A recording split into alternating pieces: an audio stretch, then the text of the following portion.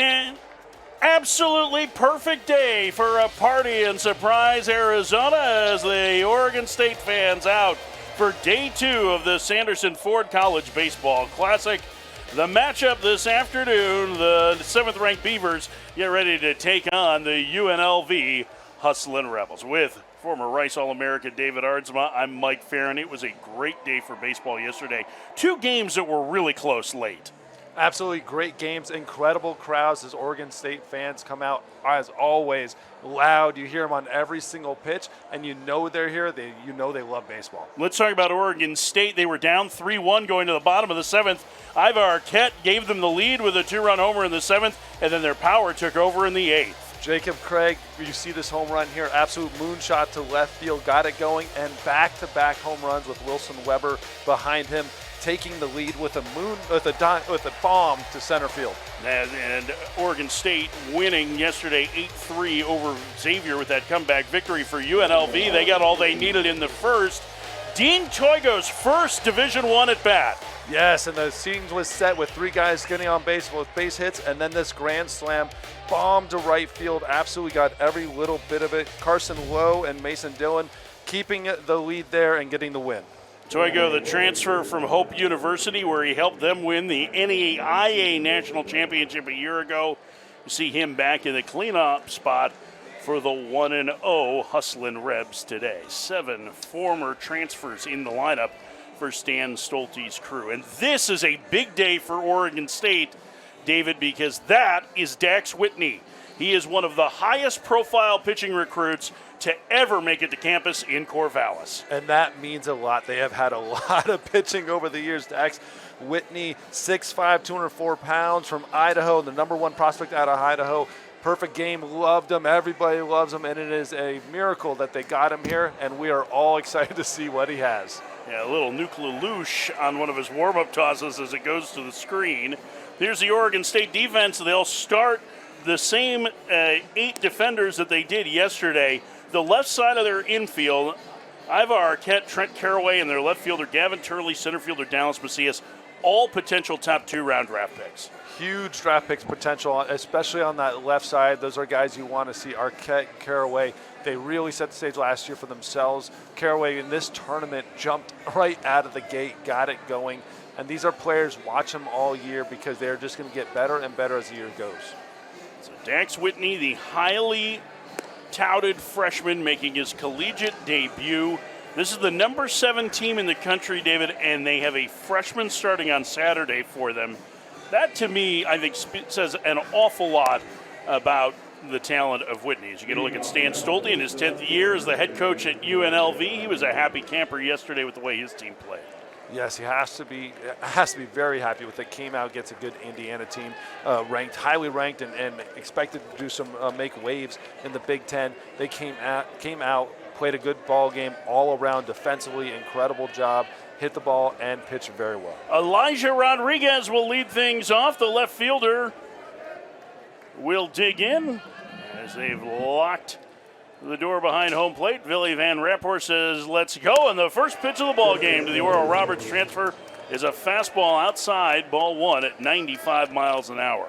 Yes, and that might be the bottom of what we see out of Dax. He's been known to get up to 100, throws the ball hard, but we'll see what he can do as far as his nerves has to be going right now. He has to be very excited, see if he can calm down, get it in the zone, and start getting strikes. Rodriguez led the game off with a single yesterday as he takes a strike. 2-1. Had a couple of problems with balls in the outfield yesterday, but put together really good at-bats at the top of this UNLV lineup. They are very excited about this transfer. Had a nice season at Oral Roberts a year ago. He chased a high heater there at 96. It's 2-2.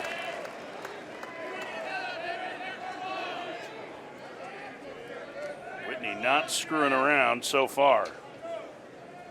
The righty rocks and delivers upstairs. Starting to heat up a little bit, 96. You can tell the nerves are probably getting them a little bit. It's always exciting that very first outing. You're going to have that excitement, everything. You're going to feel it all from your toes to your head. Swing and a miss. blew him away with 97, and an appreciative crowd here. Beaver fans, 1 out. Sticking with that fastball, just throwing it right by him. Save that ball, young man. You're going to have a whole lot of them, but you can see the electricity on the fastball right by him. 1 out for Cooper Sheff. Sheff, a single in the first inning yesterday, scored one of the 4 runs for UNLV, but played an excellent game defensively on top of that at third. The transfer from Oregon takes a strike. It's 0-1. We touched on this yesterday. 20 players on this UNLV roster started their collegiate career somewhere else. 7 of the members of this starting lineup. Breaking ball for a strike. It's 0-2, and with every pitch that Whitney throws, this crowd getting more and more into it. I would be too. How can you not be when you're seeing a young man make his debut and you're seeing everything he has and it looks good? Swing and a miss. He's down on strikes. 2 outs. 98 on that heater. Just let it go. Great action on the ball too. Good spin, good everything. You see the replay right here, reaching back and just letting it eat. The thing about it, it looks smooth, it looks easy, and it doesn't look like he's trying to get everything he has, but you know it's coming out firm. JP Heft hits. He takes a ball inside, 1-0. Heft, a second year at UNLV, transfer from Saddleback College, takes upstairs, it's 2-0. He is the best all-round hitter on this UNLV team. That's why he's in the 3 spot for Stan Stolte. Boy, a hush before every pitch for Whitney. That one popped up, foul territory, first base side. Craig over, the first baseman, near the railing, makes the catch. And Dax Whitney fired up in his collegiate debut. A perfect first. We head to the bottom, no score.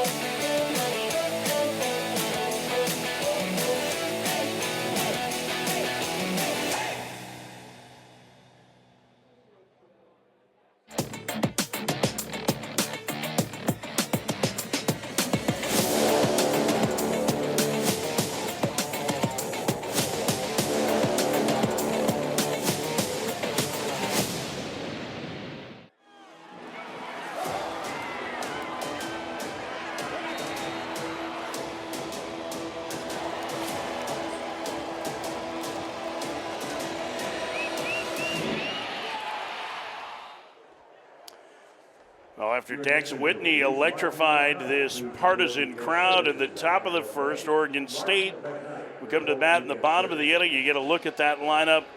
Ivar Kent hitting in the 2 spot, the go-ahead 2-run homer yesterday. The big transfer from University of Washington, David, he is one of the keys in the middle of this powerful Oregon State lineup, and that's who LJ Mercurius will have to deal with today, the sophomore right-hander for UNLV. Yes, LJ Mercurius. You're going to look for him in the low 90s. He's really going to be sitting fastball changeup most of the day. Obviously, you see the numbers there. But with everybody at this UNLV team, you're going to have opportunities to start. They're going to be looking for guys to really take the job. He definitely has an opportunity to get drafted if he has a good season. And this is going to be a great test here, game 1 of the season against a good Oregon State lineup. Trent Caraway gets applause as the draft-eligible sophomore stands in. You get a look at the defense for UNLV. Their infield very good last night, especially Paul Myro IV, the shortstop, who actually started his collegiate career at Oregon State. LJ Mercurius, his first pitch to Trent Caraway is low ball at 96, and we're underway. Well, as they got the memo that today was going to be a day where the temperature had warmed up a little bit. Certainly seems like the heaters have as well. Ripped fair inside the bag at third. Caraway on his way to second. And it's a leadoff double for the Preseason All-American third baseman for Oregon State. Just waiting for him to really break out, taking that fastball in, down the line, keeping his hands in. Watch his hands. He's going to pull those hands in and drive it down the line. Great job and way to get the game going for Oregon State. That'll bring up Iva Arquette. We mentioned him at the outset, the transfer from Washington. He was one of the biggest names in the transfer portal. And in his debut with the Beavers, the go-ahead two-run homer in the 7th yesterday.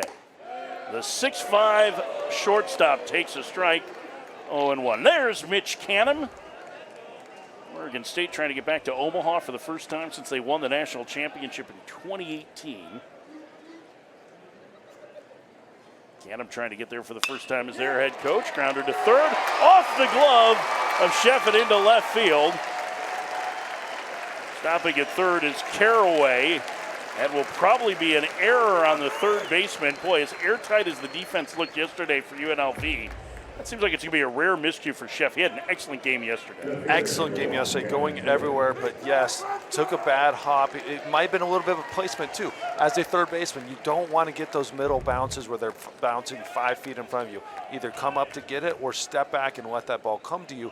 The problem with a guy like Arquette, he's big, 6'5", but he's got some speed too. So you got to attack that ball a little bit, try to get it out in front. Gavin Turley hits. Former All Pac-12 performer when Oregon State was in the Pac. They are now an independent. He had 19 home runs a season ago. The junior weights, the first pitch, swing and a miss. Do they do like an all-independent team? They should. Basically all Oregon State. Great job, guys. I like the idea of them just putting up the lineup for Oregon State and saying, congratulations on being all independent this year. Talk more about that as the day goes on and what it means for Oregon State this season. But a huge spot here in the first. Turley gets jammed and rips it foul. Boy, Mercurius not afraid to come inside with some good velocity. That fastball's ticked up from a season ago for the sophomore righty. Without a doubt, that's the thing. He was low 90s last year. Now we're seeing him sitting at 95, 96. That is great. But this Oregon State lineup, as you can see, they can turn on a fastball as good as anybody. The thing about it, I love what he is doing is pitching in. So many pitchers are scared to pitch in college with those metal bats. He's doing a good job of it. Now let's see some off speed and mix him up a little bit. The 0-2, just off the plate. Ooh, a well-located fastball. 1-2.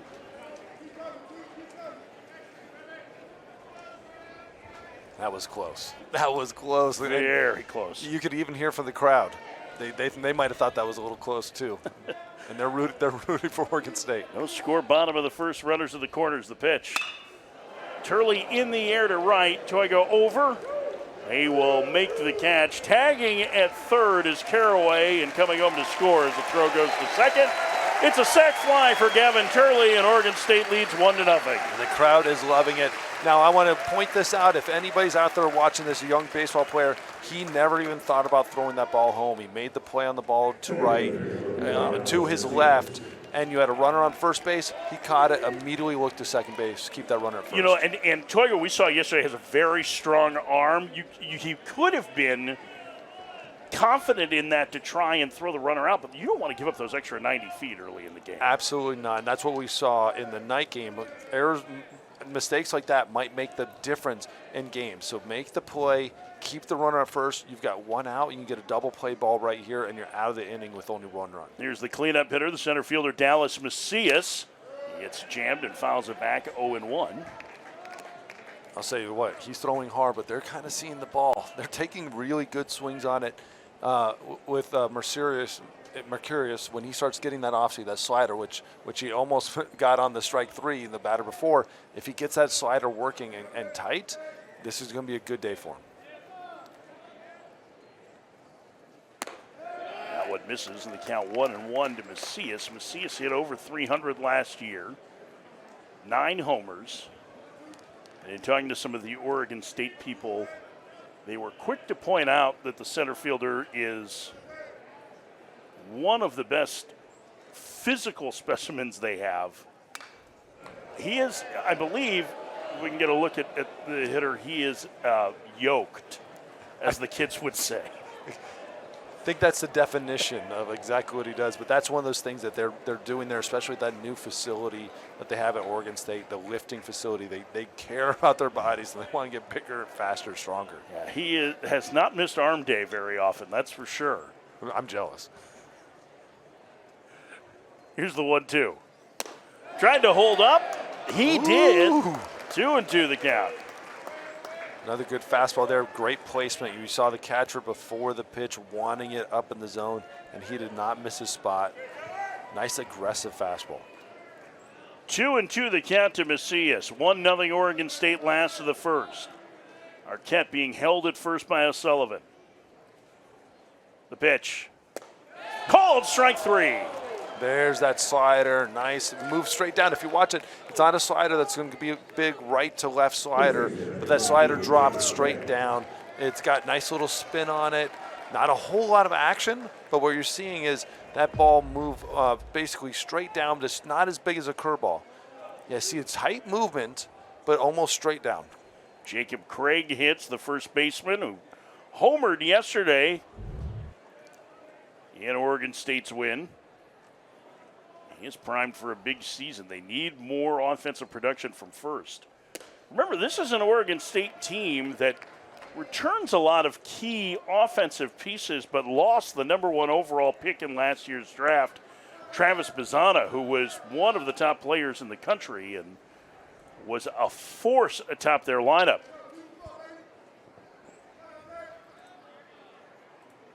The 1-0. Upstairs, 2-0, but it seems like they are still going to have plenty of offense. It took a while to get going yesterday. They had chances early in the game that they couldn't cash in on, but as the game went in, they were able to wear down Xavier's pitching. Yes, wear him down. That's the thing about early on, Xavier was able to hold that lineup back, but eventually you just saw the Oregon State break it down. Once they started seeing the pitchers twice, 3 times, that's when things started to change and the bats started becoming better. You started seeing them get to the top of the order more often, and that's when their offense just started going. Last pitch was a swing and a miss on a nasty breaking ball. It's 2-1 is the count. That was the best breaking ball we've seen from Mercurius. We'll talk more about him as we go along here, David, because he was a fairly high-profile recruit to UNLV, but so far he's shown an ability to throw the fastball to both sides of the plate and command the breaking ball to both sides. And that's going to be important against this Oregon State team. You have to be able to throw multiple pitches. Swing and a miss. 2-2. It looked like he took something else off that one. Looked like he got back to that changeup that we talked about before the game. Threw the changeup there, didn't stick with the curveball or the slider as much. Took a little bit off of his 81. 2 balls, 2 strikes. The pitch. Called strike 3. Craig down on strikes, and the inning is over. Oregon State gets the lead, though, on the sacrifice fly from Kevin Turley. We head to the second, 1-0 Oregon State.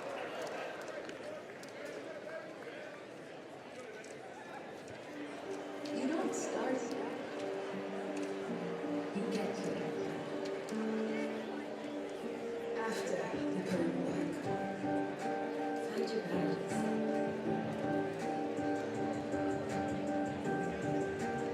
Get your mind right, and get inspired. You get here because you're thirsty for it. You have to start somewhere. Start at the core. Benji's time now for our Out of the Park Double Play promotion, brought to you by the Out of the Park Music Fest, featuring Marcus Turner, Stace Matthews, George Bird, Lou Jr., and Lauren Butler. Today's contestants is Eric Carter in section 123 Road Hill. He'll be picking 2 numbers for the real artist performing with the Matthew Webb on his over set, and you continue to be there.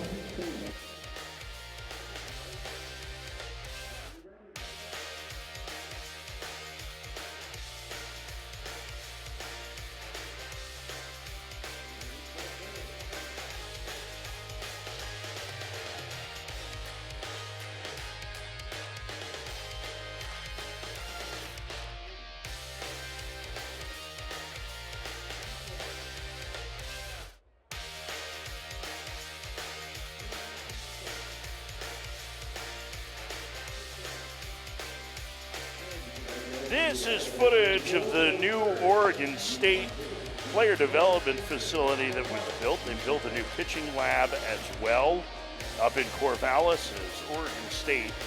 Despite the demise of the Pac-12, still dedicated to baseball, and they bought a drone. that was part of it. It's just it's a line item. You just can't throw it in there. This is a much steadier flight than I think either of us could pull off, but No you chance. can see the beautiful new facility as Oregon State has a 1-0 lead, and Dax Whitney will face Dean Toigo. Toigo hit a grand slam yesterday in his first Division I at bat. Takes outside, 2-0. Toigo with the full-blown 90s style Phil Nevin Oakleys. Pops it up. Foul ground, Caraway over, can't find it, losing it in the sun, and Arquette can't get there in time. The high sky, get used to it. This is going to be a tough one today. Almost no clouds in the sky. Any ball that pops up like that, it is going to be tough. For shortstops and second base, they have to be on top of this when a ball goes to first and third because it's their ball. They have to go get it. Third basemen are going to have a tough day. First baseman will have a tough day as well. What we saw yesterday, too, is that as the day goes on, it becomes much more difficult for the outfielders, especially in right field. Toigo fouls that one back. He had a good pass at that fastball. I like his stance. It's like a combination of Ken Griffey Jr. and Barry Bonds. A little bit in between both. Chases a breaking ball in the dirt. A slower curve from Whitney, and that's strikeout number 3 already for the freshman, who set down all 4 that he's faced. All 4, 3 strikeouts, and you see that curveball there, back foot. Great job, especially it's hard to sit in there when you're seeing 96, 97 with a curveball at 77. That is never easy, and he's got a ton of spin on it, a ton of break. That's why everybody loves this guy. A lot of guys throw hard, but he throws hard with conviction, and then he's able to back it up with really good off-speed pitches. First pitch to Brendan O'Sullivan, the first baseman, is a strike. Dax Whitney was a pitcher who, in the draft last year, was highly regarded. So Sullivan hits it high in the air to left center, moving over. Center fielder Macias makes the grab for out number 2. But Whitney was a guy who could have received more than $1 million in draft bonus last year. He was extremely well regarded and told teams that he wasn't interested in going in the draft, that he wanted to go to Oregon State. And it had been a dream of his for a long time. I mean, they're the premier program in the Northwest, and that one's lined up the alley in left center field. A 2-out single for Cole Konarski. You have to believe in yourself or believe in a program to be able to turn down that type of money. It is a tough decision, but that sometimes you just know when you have a place you want to be. And then we look back and see the base hit here. Kind of left the fastball up over the plate. It's good, though. First pitch, and you're attacking the zone. That's a hit you don't mind as a pitcher. It's okay because you're attacking the zone, you're getting ahead, and if they're going to start swinging like that on the first pitch, then you move the ball around a little bit, or you do what he did with the other batters, which is start them off with a curveball. Gunnar Myro swings and misses at the first pitch. The center fielder, the sophomore out of Bishop Gorman in Las Vegas. The 0-1. It's 0-2.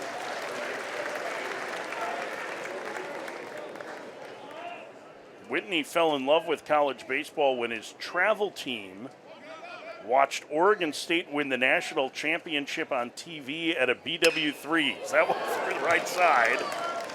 A base hit, back-to-back 2-out singles for the Hustlin' Rebs. Haven't we all? I mean, I can't forget my first love, going to be Buffalo Wild Wings and just falling in love with college baseball. But you love it. You never know where this stuff is going to happen. You never know when you're going to love baseball. I see a good job driving that ball to right field. When they throw hard, let it get deep. Let it drive the other way. Don't try to always pull somebody throwing hard. Let that ball, especially outside corner, hit it to right field. Just use what they have. 2-out base hits. The delay there was so Chase Gallegos could get his shin guards off. The catcher for UNLV, who split time as a starter a year ago, He will be their primary backstop this season. Swing and a miss. He was hardy on that fastball.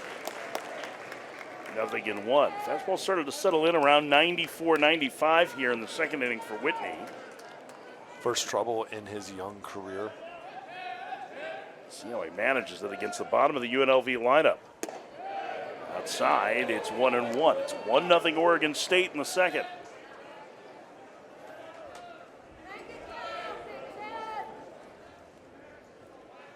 Gallego with a pair of strikeouts yesterday, trying to get something started. That one fouled away.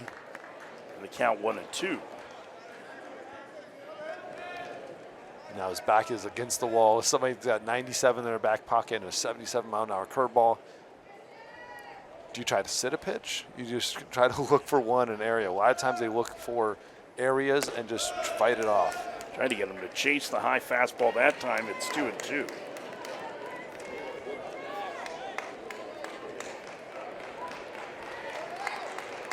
Sullivan the lead at second.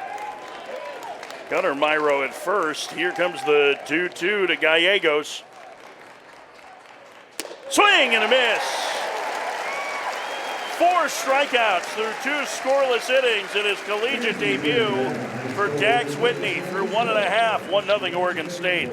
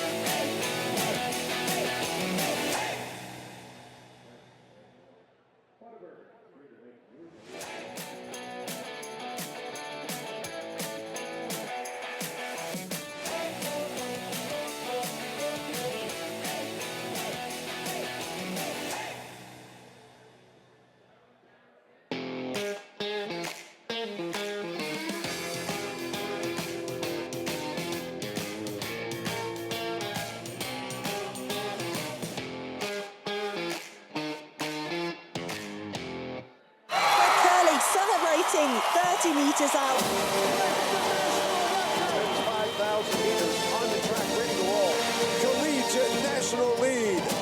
In the close down or inside, but it looks like the key could take this front level. Brad Fisher, the American record holder.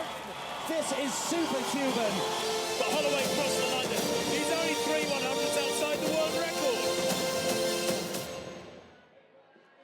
Oregon State with a 1-0 lead. We mentioned earlier because of the demise of the Pac-12 that Oregon State is an independent this year. These are the last 2 independents to make the field of 64 since the super regional format started in 1999.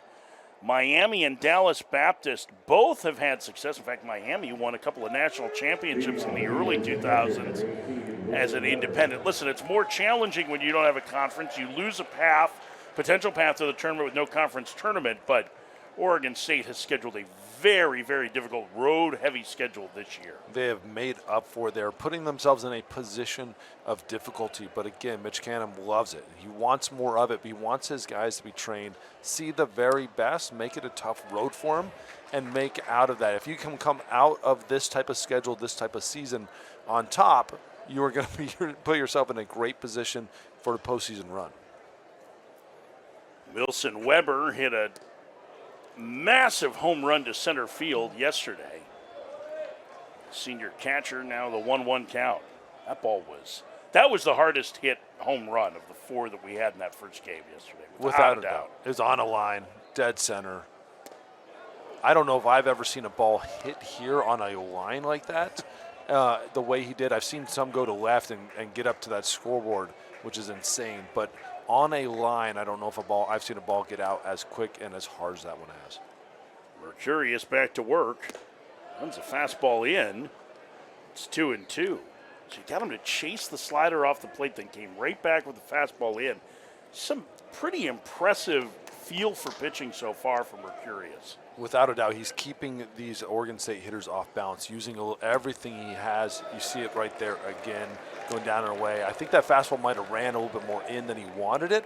But again, you're seeing him keep these guys off balance, which you have to do when you're facing a really good lineup. You can't just give them one pitch, one look. Keep them off balance and show multiple pitches for strikes. That would foul the plate.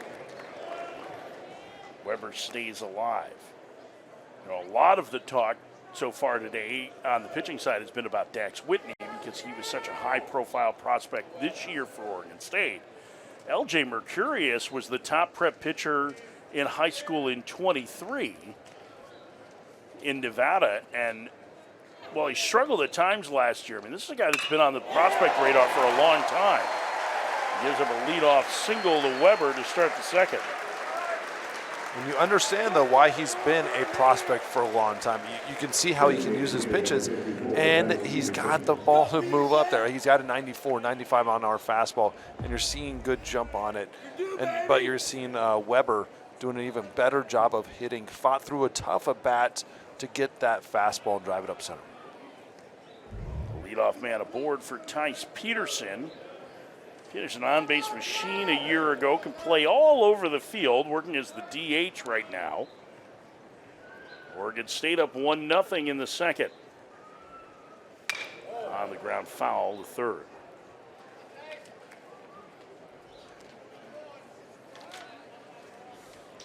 This bottom of the lineup for Oregon State had an impact in yesterday's game. And while the top of the lineup is more about power, the bottom of the lineup is going to have to be about speed and getting on base for the Beavers. And Peterson scoring the first run of the game yesterday. Like you said, yes, that bottom of the lineup, get on base, turn that lineup over. Get it to Caraway and Arquette, Turley, anything you can do to get those guys up at the plate with some runners on base. But there's no question the bottom of this order is not any you want to reckon with either.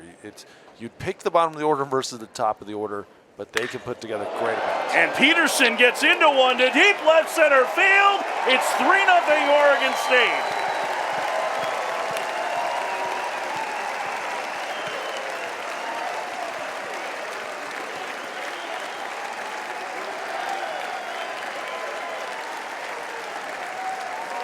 Tice Peterson with his first blast of the season.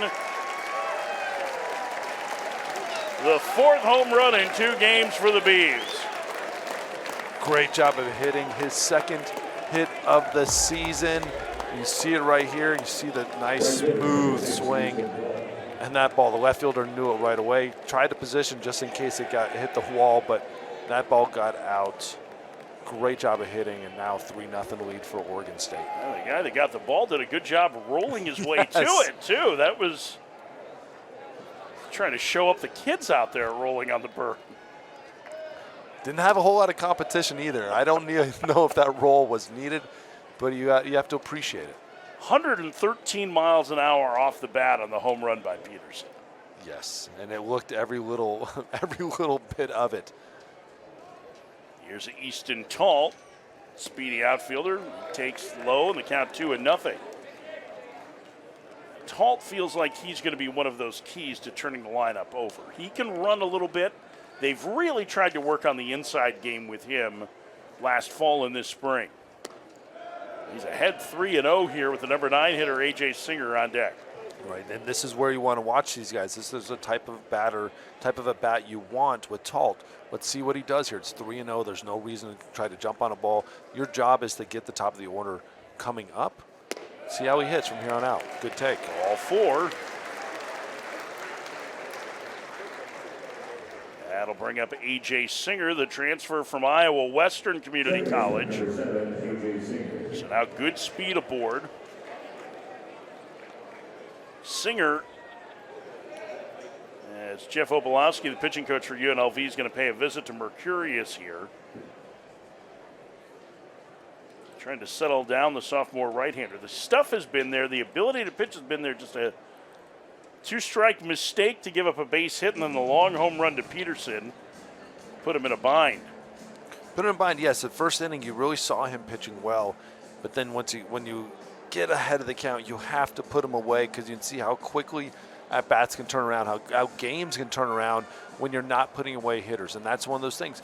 Again, it's an early game. It's your first pitching outing of the season. Sometimes you're not as finely tuned on those pitches, but when it's 0-2, you can't give them pitches to hit. You got it, or sorry, when you have 2 strikes, you can't give them anything to hit. Get it out of the zone, get it down, get it up.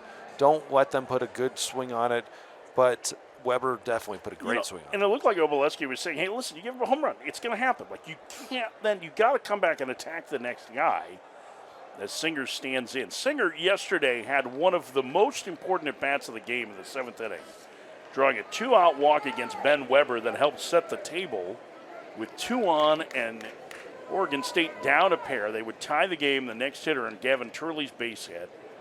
And then Ivar Arquette gave Oregon State the lead with a 2-run homer.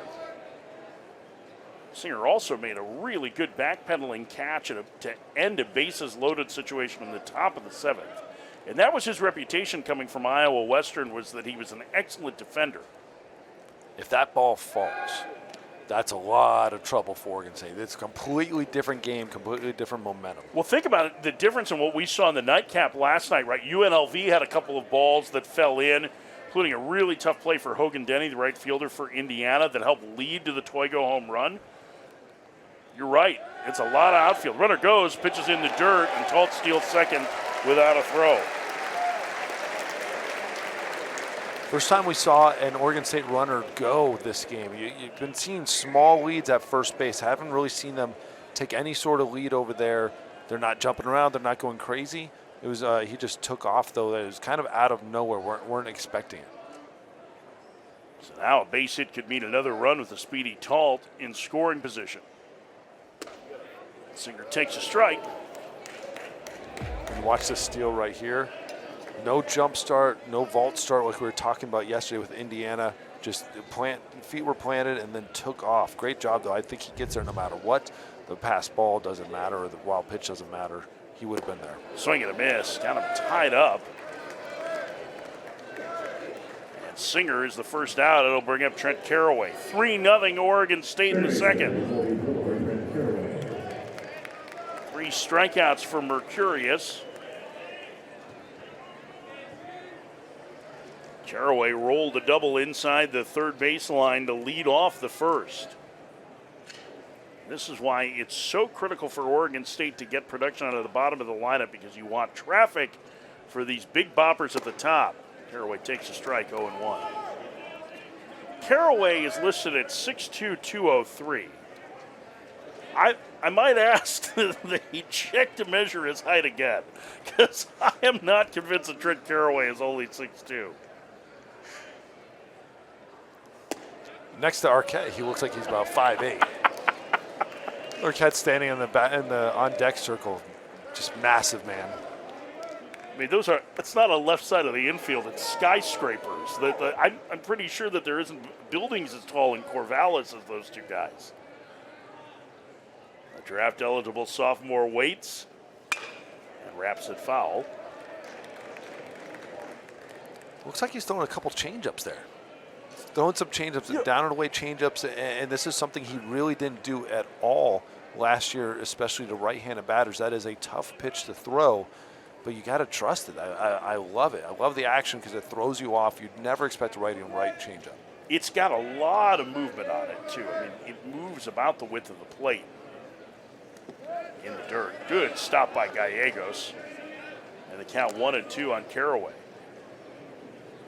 Looks like he went back to it. Sometimes when you have a batter up there and they're fighting and just fighting pitches off, you try to make it better.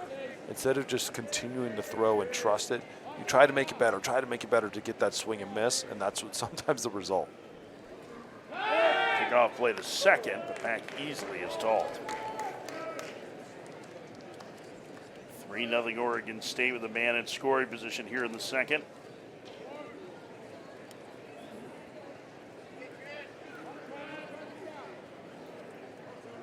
Mercurius set in the pitch. Foul away.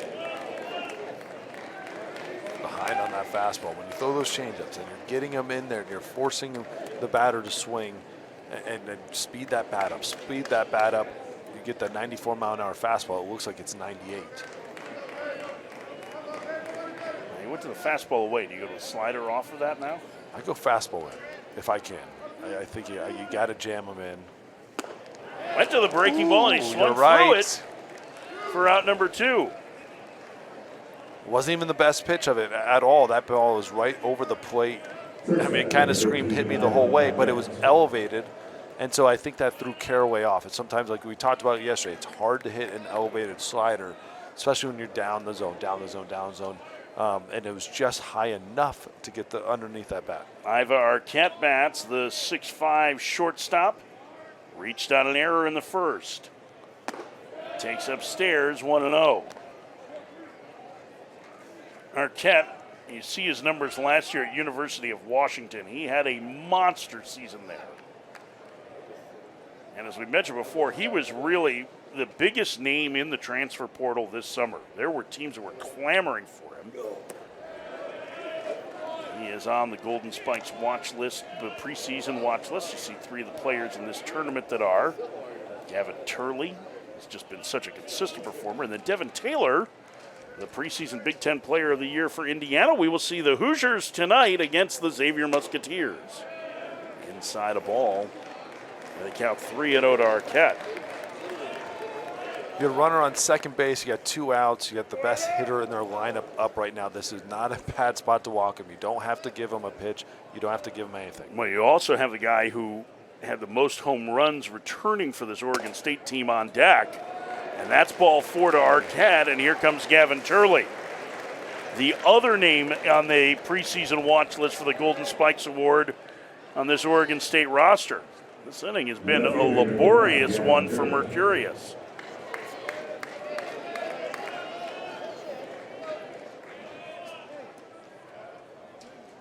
Mercurius at 45 pitches.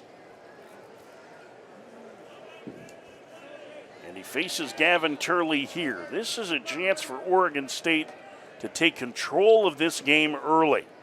Mercurius trying to keep the Rebels in it. First pitch. Turley swings and misses. 0-1. He was looking dead red fastball. He got the slider, and you see how off his swing was. You're going up there guessing. You after walk like that, you're guessing fastball, and he got beat with a 81-mile-an-hour slider just right over the plate. Here's the 0-1. Turley skies one down the line. Foul ground. Long run for Myro. Paul Myro, the 4th, runs out of room. It's 0-2. 0-2. If you're UNLV and you're talking about anybody who you want to get that ball, it's Myro. Let that ball get to him. It will be an out. They're shaded way into the hole with the right-handed hitting Turley up. Runners get their lead at first and second. The pitch. Good stop by Gallegos. That's one of those spots again, overthrowing it. It was a great pitch, the fastball before that, up and in. You got the pop-up. You got what you wanted. And he was trying to go slider down or change up down in the zone and just overthrew it again.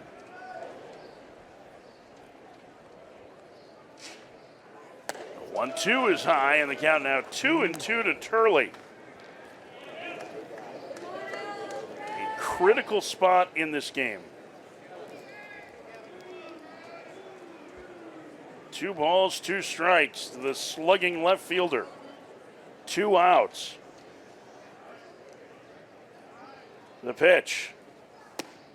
And the count now full to Gavin Turley, and the runners will be on the move.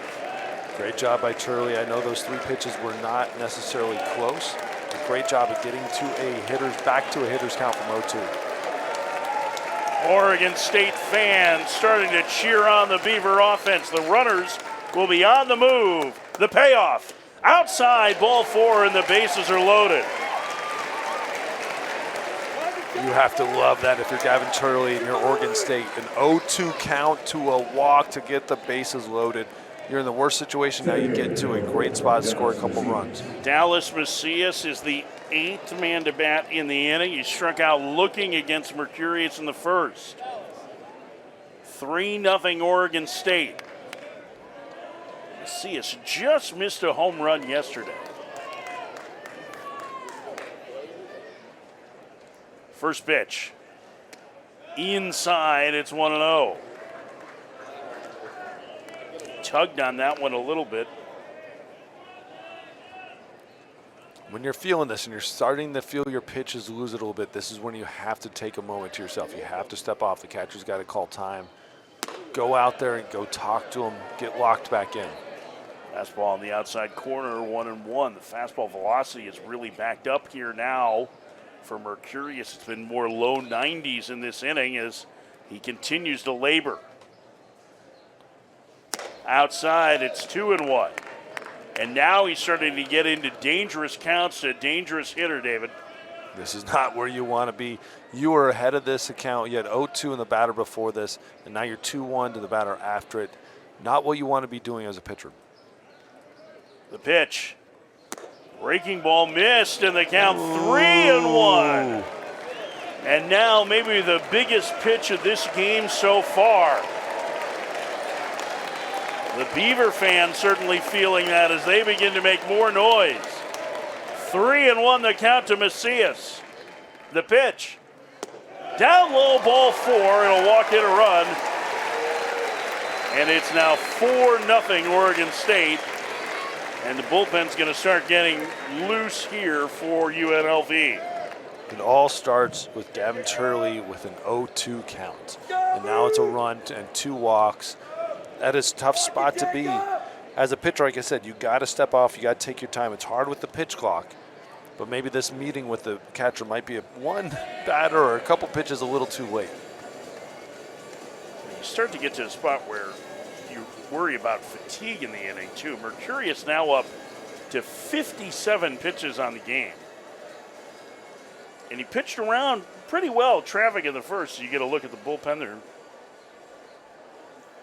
Fitting a right-hander with his pitch communication device before he starts getting loose. Which is the most important thing you got to do right out of the gates. Instead of warming up, get that device on. You got to get all of that together. It's all important. Here's Jacob Craig. It's the beginning of the season for everybody. Caden Byers is the right-hander getting loose of the UNLV pen. Breaking ball strike, lands that one to Craig. It's 0-1. You still have to believe in it. I mean, Mercurius, you're in this point. Just watch you guys in a row. Starting Craig off with a breaking ball. I love that he still trusts it. 4-0 Oregon State. Bases loaded, swing and a miss. That was another good 2 curveballs. They looked more like they were slower than the slider and had a little more depth to them.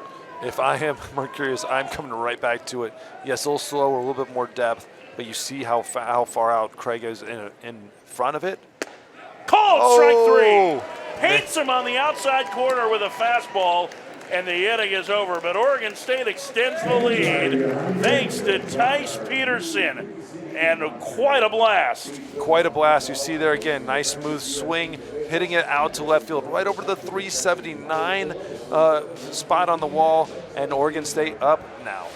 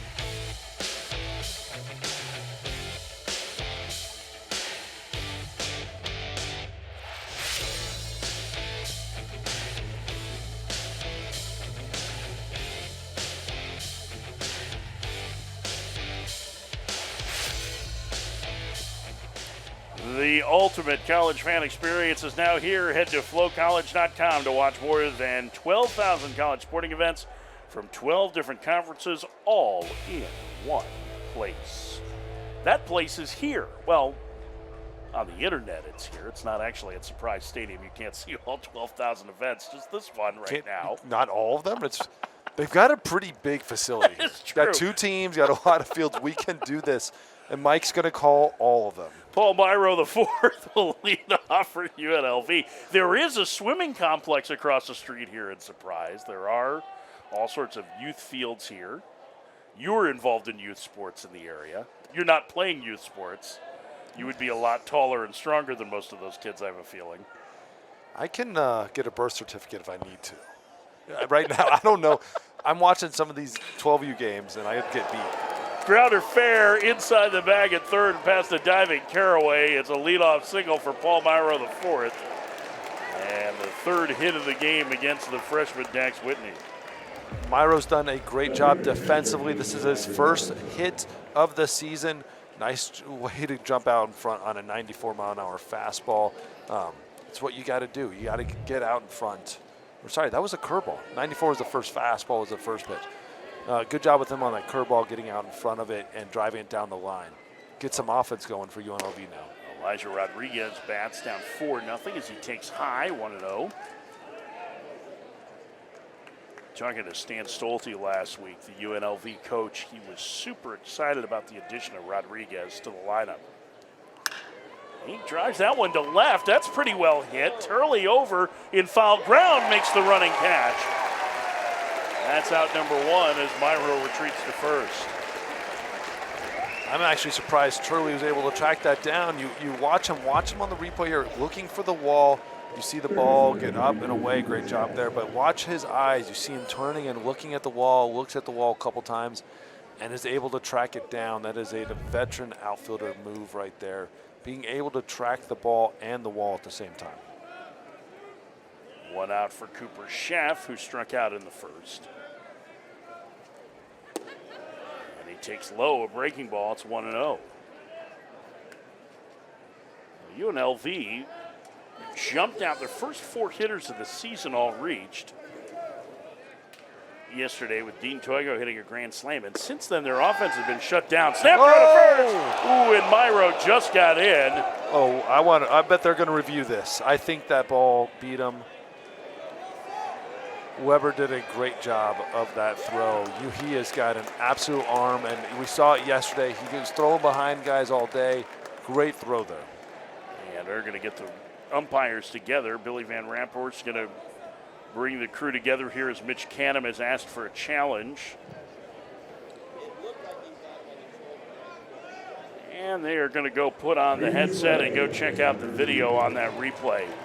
Well, judging from your guttural reaction, I think you thought they had him pretty easily at first. I thought they had him easily. I mean, it's hard to always tell with how the arm came around, and you never know with that. I know Myro, without a doubt, is a baller over there, so he's going to do everything he can to get his arm around it. But that snap throw was on the money. So Whitney will stand around and wait as the umpires convene. Just behind home plate is where their monitor is, up the tunnel. The center field, you can see the open gate. And this is what the umpires are looking at right now. Boy, that throw was just about perfect. Can't be a better spot. That is close. Without a doubt, the ball beat him. Now it's going to be where's the hand, where's the glove? Yep. Does the glove get to the hand of Myro before he reaches the base? And it is tough to tell there. Right there, you can see that he's got the ball in the glove. I think he may be in there. The tag was up on the shoulder, it appeared. First base umpire was in a perfect position. I will give him that. That is the best position to absolutely be to make that call. And he's right on it, but that ball beat him. The tag was right in the right spot. But again, Myro is a baller. He's a good baseball player, and he's going to do everything he can to get around it. Ramon Armendariz is the first base umpire today. He was involved in a similar call at second base last night. Billy Van Rapport says that the runner is safe. Could not tell whether or not it was stands or if they confirmed it. It looked to me, though, David, like he may have gotten that hand into the back of the bag before the tag got on the shoulder. You know, sometimes when you have a throw like that and when the ball is right on the bag and the tag is right there, that's the best spot you can as a base runner. You see where the ball is. You can then move your hand to where the tag is. Chef rolls it up the middle, and that'll sneak through for a base hit. Myro, with a great turn, makes third easily, and UNLV has runners at the corners with one out here in the third. Great job by Myro running. He wasn't going on the ball, wasn't stealing, but did an incredible job of getting around. You see him here. Oh, this is the throwback to first. But with that base hit up the middle, you see him as he's rounding second base. He did not have a hesitation. And those ground balls, you have to read the outfielder, you have to read the speed of the ball, and then you have to make a quick determination if you can get over there and make it. First pitch to Heft is fouled away. David is pumping his fist because he started him with a breaking ball and a first and third one-out situation. The pitcher's always rooting for the pitcher, right? Yes, that is 100%. I mean, you would have thought that he won a car on Oprah's show. He was so excited. That would foul away. I couldn't do it. I couldn't start people off with off-speed. Oh, I think he meant win a show on Oprah, but that's win a car on Oprah. That's 0-2 the count to Heft. Heft hit .328 a season ago for this Rebels team, and he's down on strikes as he chases the high fastball, 2 outs. Couple curveballs, you follow up with a 94 mile an hour, 93 mile an hour fastball at the top of the zone. You see it up and away. You see Weber all the time. If you're watching, watch his glove in those counts. And when they're ahead in the count, he will move that glove around, fool the hitter. Sometimes you see it behind the batter. You'll see it on the ground, and then you see the fastball up. You'll see it up, and then you see a curveball down. Just whatever you do not trust him. Even right there, if we can show the replay of that pitch again, you can see his right leg, and he kicks a little bit in his right leg. And sometimes as a hitter, it's just a little cue. You might hear something like that and change where you're going to hit. 1-0 misses in the count, 2-0 to Dean Toigo. Here's what you're talking about. Watch his back right leg. Oh, that's the big strikeout. We're okay, but here's the thing. Just watch him as you're watching the game. You see his right leg. He just kicked it out there again. He'll kick it out, and for the Toigo. Pitch in the dirt. The runner delayed, running to second, and he's thrown out. Weber with a big recovery, throwing out the runner trying to steal. Chef is gunned down, and Whitney evades the threat to the third, 4-0 Oregon State.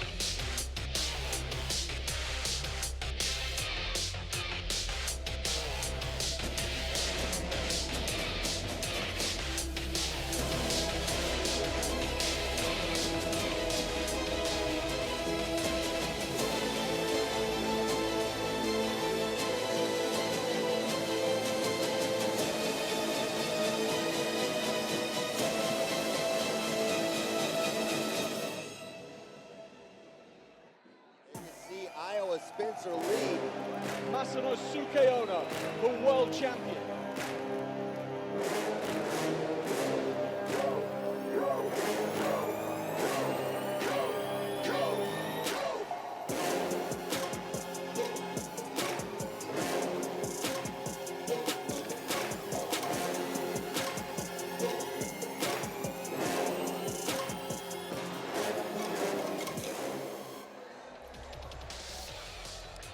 The Ameche Bank College Baseball Series presented by Kubota is bringing the heat to Globe Life Field. February 21st to the 23rd, 4 powerhouse programs, Arkansas, TCU, Michigan, K-State, set to battle it out in an epic early season clash. 4-0 Oregon State. Oregon State will be at Globe Life in a couple of weeks. So LJ Mercurius back to work and misses ball one outside to Wilson Weber, the catcher. He was the star of the last half inning defensively, nearly picking a runner off first and then throwing Cooper Sheff out to end the inning and ending the UNLV rally, and he's ahead in the count 2-0. He is without a doubt somebody, if I'm scouting Oregon State, I am keeping an eye on. You're seeing him handle a pitching staff for 2 years in a row now, really handling him well. And then you're seeing the arm, you're seeing him receive the ball, you're seeing him thinking along with the game. He's a step ahead of everybody out there. That's the type of guy you want in an organization as a catcher. Outside in the count 3-1.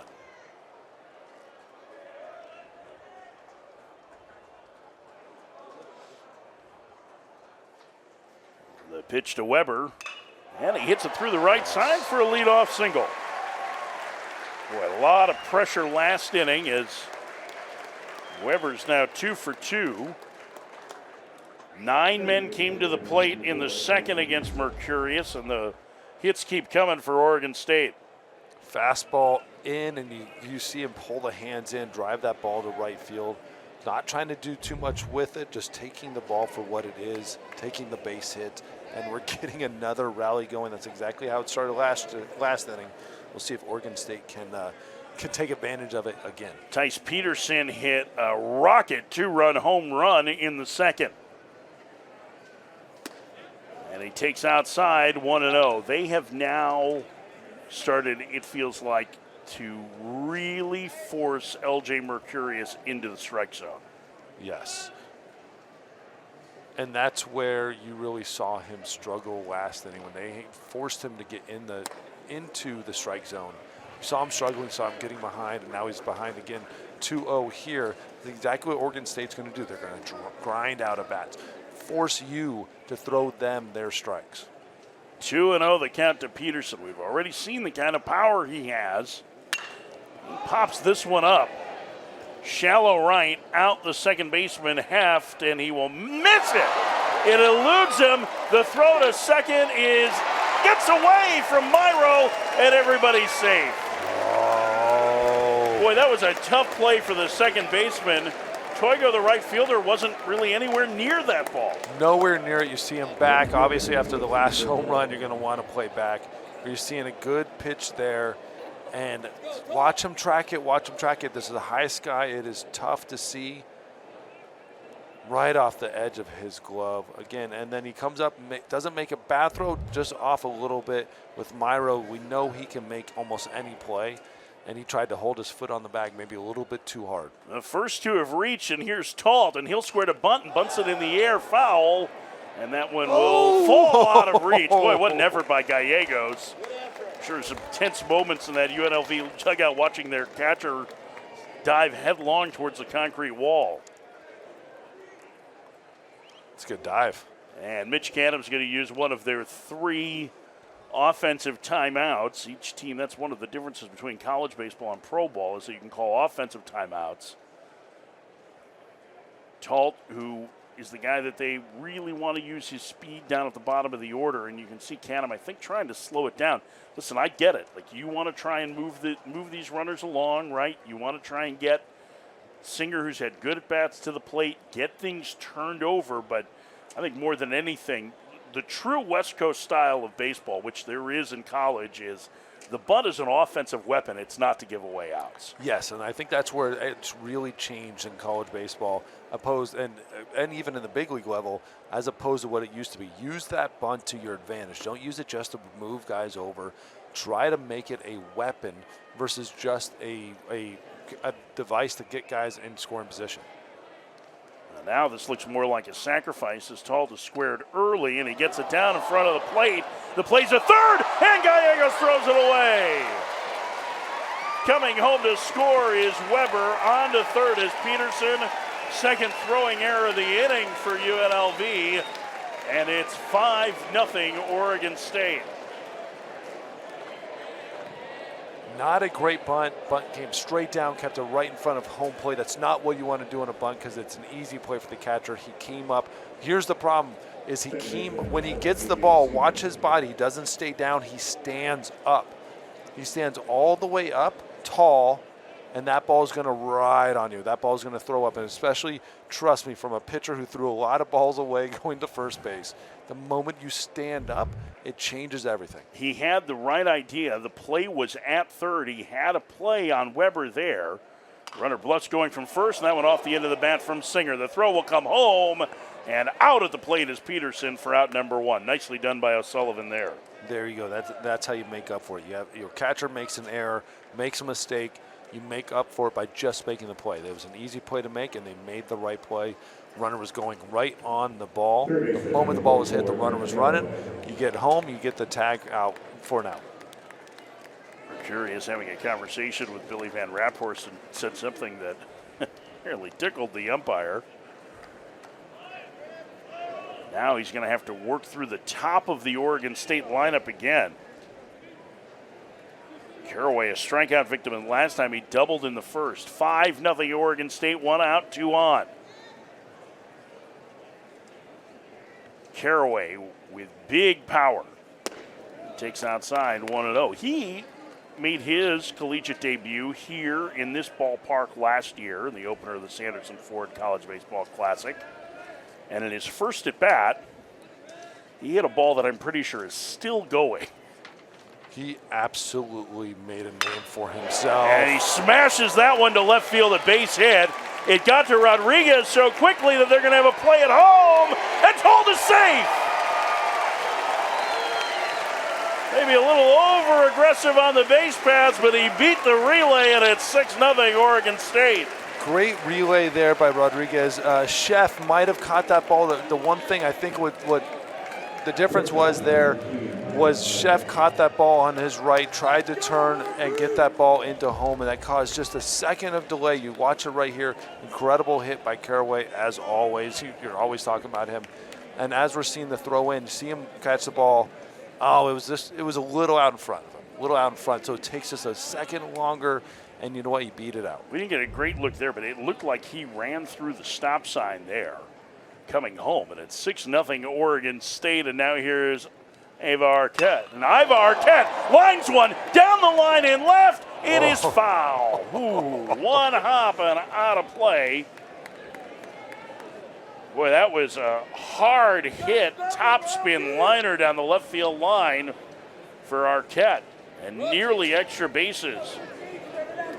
And what you're seeing here is once this offense gets going, it is so hard to stop them. They jump all over you. The moment they say go, they don't stop. Here we go. Iva Arquette has reached on an error and walked today. That one misses. And the count 1-1. LJ Mercurius now up to 75 pitches. It is getting tough out there. There's no one in the bullpen warming up. This is his game.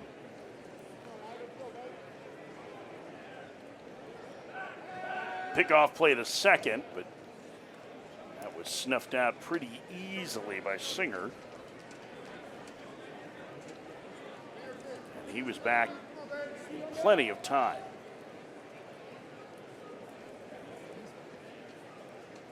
Runners get their lead from first and second. Kent takes a strike. It's 1-2. Oh, you see somebody standing on the mound now. They might have thrown already prior to this, but they are letting LJ, this is his game. Letting him try to get out of it. One pitch, too. One ground ball, and you're out of this inning. Junior Caden Byers, the transfer from Irvine Valley Community College, was up earlier. That one ripped foul past third. Arquette all over that ball.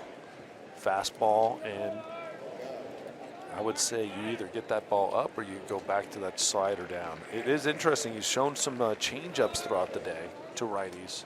Might be an interesting spot to throw it to. If he gets it down, might be able to get a strikeout. The 1-2. Arquette on the ground foul, the third again. He went down to get that.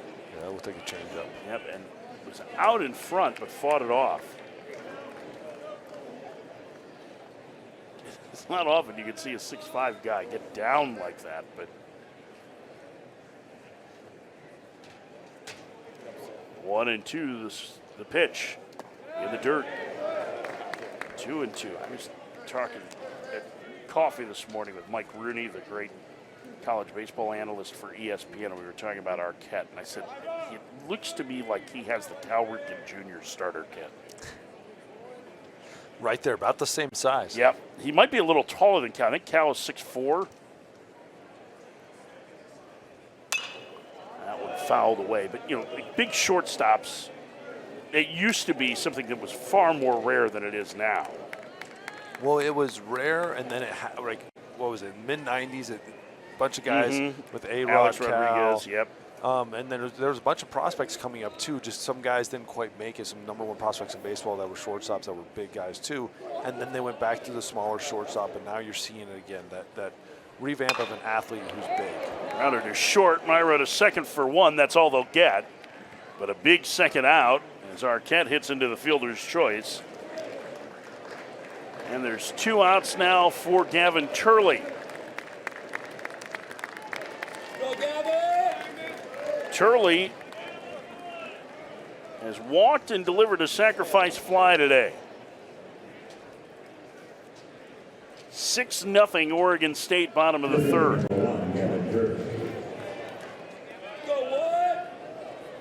Gavin Turley at 6'1" and nearly 200 pounds is the tiny guy at the top of this lineup.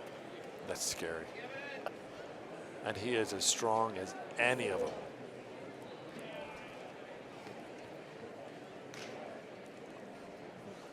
First pitch. This is outside, 1-0 to Gavin Turley. See Turley's numbers a year ago. Gavin! Freshman All-American, preseason All-American for D1 baseball. All Pac-12 a season ago.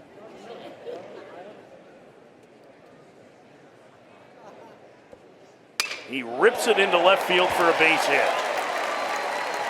Coming home to score is Singer. RBI single, second RBI of the day for Turley. And it's 7-0 Oregon State. Just piling it on more. Fastball down the middle, 91 mile an hour, and he turned on it, hit it hard to left field. And that is going to be it for LJ Mercurius. Yeah, just a good job of hitting, just taking the fastball, taking what you get. Started him off with a slider, now you see that fastball, and you drive it to left field, bring in another run. Stan Stolte is going to make a pitching change here as Mercurius' day is done after 2 2/3 innings. We'll tell you about the new right-hander in a moment. It's 7-0 Oregon State in the third of the 2025 Sanderson Ford College Baseball Classic.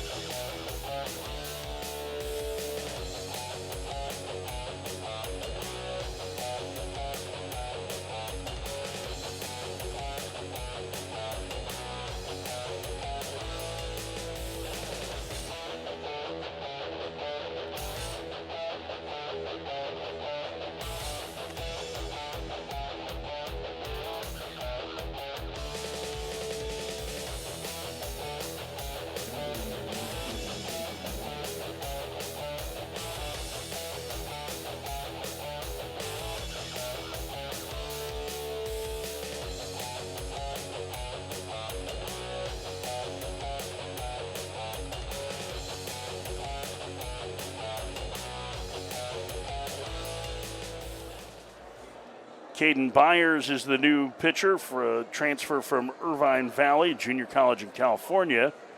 He's the first out of the chute for Stan Stolte here today, down 7-0, and about to face Dallas Macias. So his debut with the Rebels comes in a tough spot. They are going to need a stop here because It is already running the risk of getting out of hand early for the Rebs this afternoon. Caden Byers was a starter at Irvine Valley, made 12 starts on the mound. Again, you see there 6 wins, 3 losses, 74 innings pitched, 3.51 ERA. But he is a guy that's seen action, right? He's had a lot of innings under his belt, a lot of experience. This is a big opportunity for him. He is also being considered maybe as a starter too. So this is a chance for him to make an impact in a tough situation and hopefully, in his case, move into a starting role if things work out.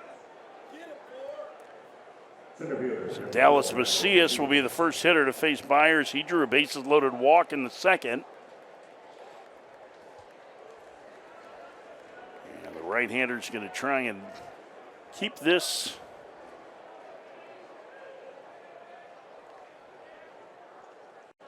a 7-run deficit for UNLV. And the first pitch misses outside, 1-0. So Byers trying to get out of the rest of this jam after Mercurius went 2 2/3. That went outside. And the count 2-0 now to Macias. And this is a dangerous hitter, guy who hit well over 300 last year. He has power. A big spot. Down low, it's 3-0 now. Not how you want to start it out. I know obviously he doesn't mean to be throwing the balls, but he's put himself in a very tough position against a very good hitter. There's a strike, it's 3-1.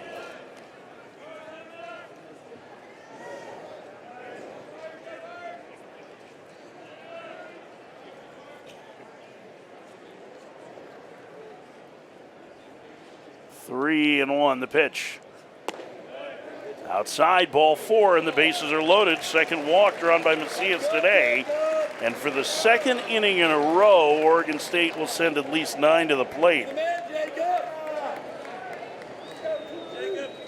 First baseman, number 22, Jacob Craig. Craig's just hoping to not end an inning for the 3rd time in a row.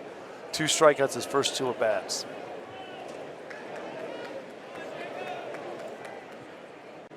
Bases are loaded for Craig. And he takes a strike. It's 0-1. Really got fed breaking balls by Mercurius early in the at-bat last time. We're striking out on a fastball. He takes there. It's 1-1. Not a bad pitch. Did not miss by much. Just the bottom of the zone.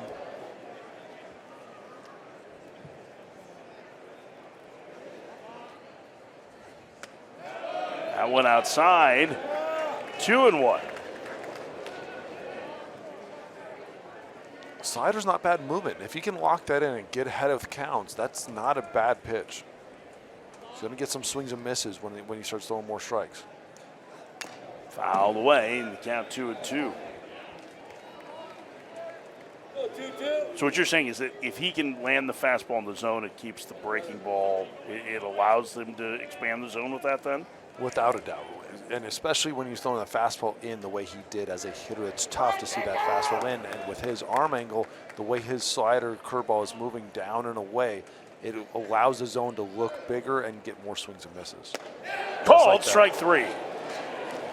That time he landed it for a strike, and the inning is over. 3 more for Oregon State. They leave them loaded. We played 3, 7-0. They lead UNLV. Last thing you need is a game. From the Arizona Caucus, both leadership or straight up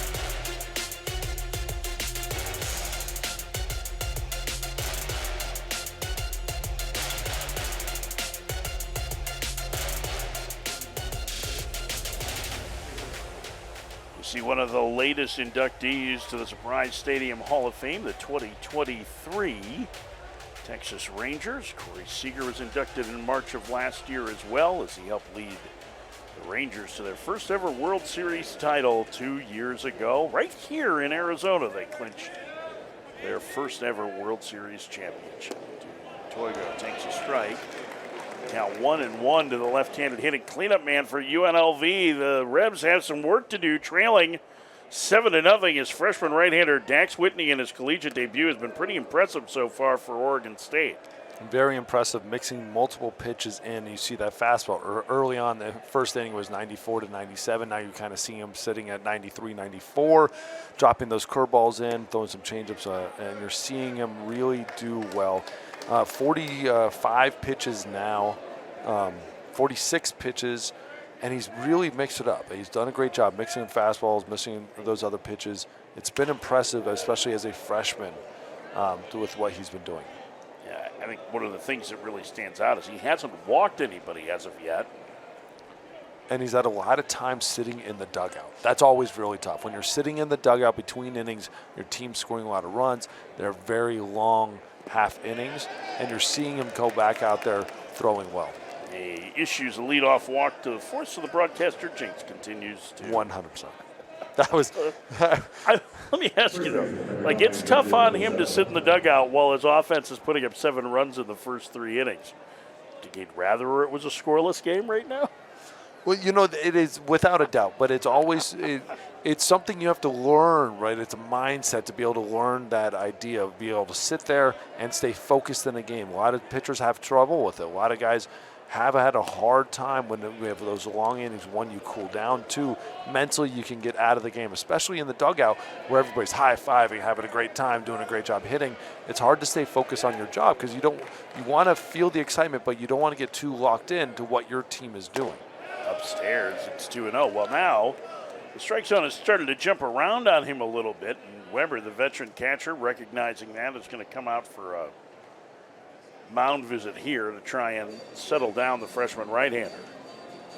Smart. That's why he's a veteran, and that's what you need with those veteran catchers, and he knows the moment when you have a freshman pitcher out there or any pitcher out there who's starting to struggle a little bit. He sat on that dugout 2 innings in a row, and you saw him get in front of Toigo, but now he's gotten behind both of them, walking him and now walking or getting behind O'Sullivan. Those are those moments. You can stop it right here and let him get refocused. 2-0 the count. The pitch. Upstairs, it's 3-0. It didn't work. He doesn't know what to say. He doesn't have the magic touch.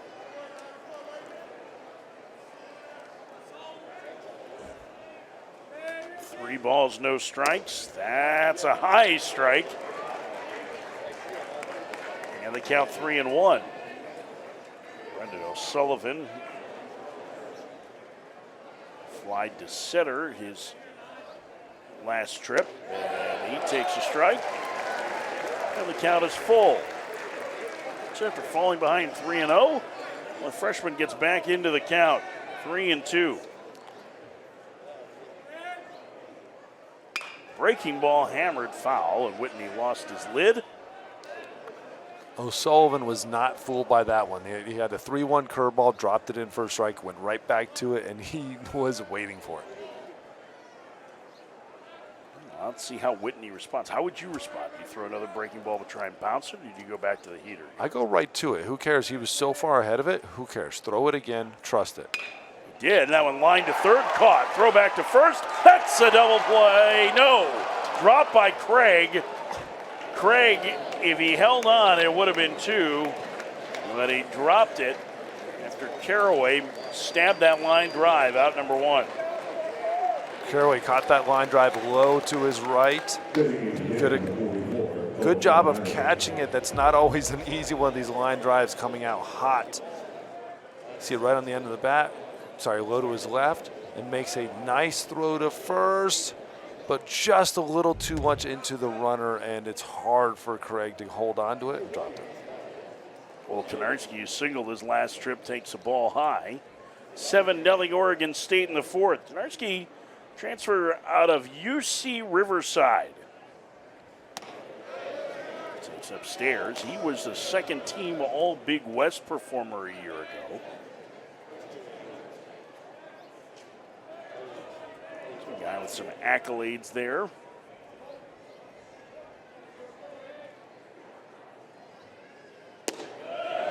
Fastball strike. It's 2-1.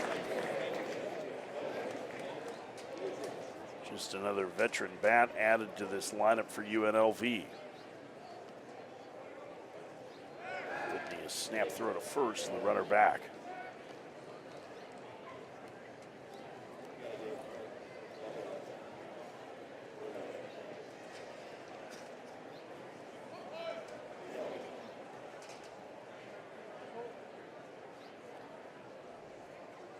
The 2-1. Fouled away, it's 2-2. What do you think of Dax's orange glove? Are you a It's fan? not bright enough. It matches the back of his cleats. I'm a big fan of modern baseball accessorization. Are you? Yeah, look good, play good, baby. Fouled away.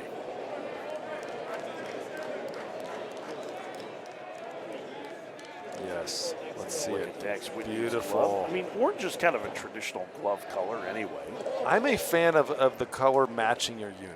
I'm okay with that. You can't do it in the big leagues as much, but I'm completely okay with it here. Pickoff throw gets away from Craig, and that will allow the runner, Toigo, to get to second.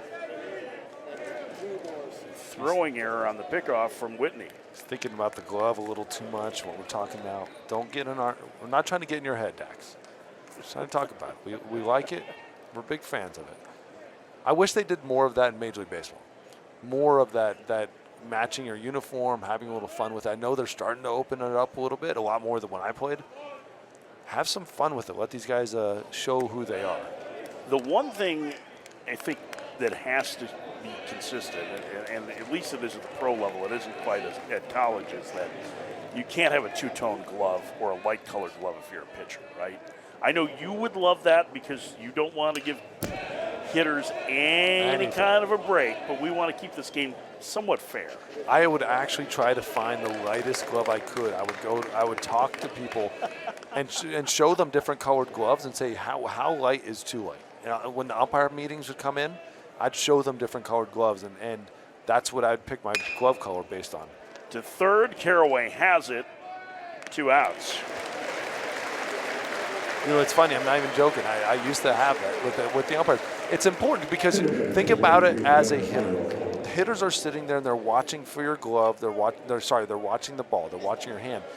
But generally, what we found is where the glove is, and watch the glove as you're in your delivery. That high point of the glove almost matches perfectly your release point. So if you're flashing a bright object at you right at that release point, and then we're replacing it with the ball, a lot of times your eyes can get distracted. So when Dax has an orange glove, and we know red and orange and yellow are the colors that your eyes pick up first and follow.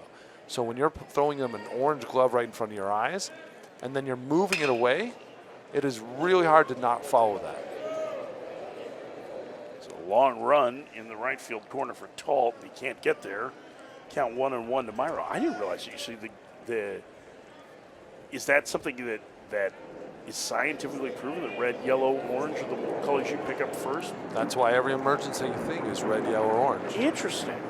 If your eyes pick it up, it's the brightest. So when you throw something at you like that, like a glove with Dax, your eyes want to follow it just a little bit. And all I need is a millisecond. All I need is a tiny little eye move. But pay attention to that. Look where the glove is, and then you'll see the arm coming right out of that spot. Even for side armors, even for the low three-quarter guys, generally they'll show you a glove, and arm will come right behind it. The 2-1. There's a strike. It's 2-2. Is that a slider? He's got a little bit of a cutter that he'll use. That's kind of a mid-80s pitch. So we've seen the fastball, we've seen the curveball. I like that little mid-80s little cutter slider. It's a different look, and especially if you want to go deeper into ball games, see a lineup for the third time, you need another look. He used the curveball there to get strikeout number 6 on the day, and he strands a man here in the 4th through 3.5, 7-0 Oregon State.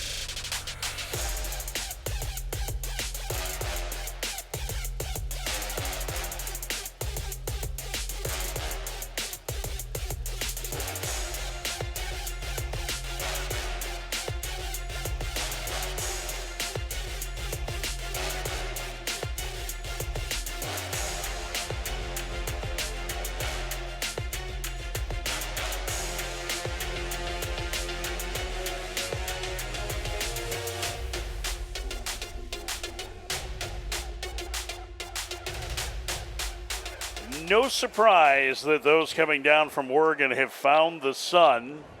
It's been a while since they've seen it in the Pacific Northwest. In fact, there was some concern for Oregon State even getting out here on Thursday because of weather. Their flight was delayed getting to the Phoenix area, but they are here, and a lot of their fans showing up as they always do for the Sanderson Ford College Baseball Classic. And so far, they're pretty happy. They're up 7-0 on UNLV, and for the 3rd inning in a row, Wilson Weber leads off. It's usually a pretty good day when your number 6 hitter has had 3 plate appearances and it's the 4th inning. Not bad. Couple base hits. Base hit up the middle, base hit to right. So let's see if he does get something out to left field here. Mix it up a little bit. 1-1 misses inside from Caden Byers. Byers did a good job coming in. I know he had the leadoff walk, but then he got the strikeout to Craig again to end the inning. So great job by him in his first 2 batters. Strike, it's 2-2. And Byers is a rookie in Division I, but he started his career at Vanguard, which is an NAIA school, and he was their closer in 2022. Went inside, and it hit Weber, and leadoff man aboard here for Oregon State. So for the 3rd inning in a row, Weber reaches to start the frame.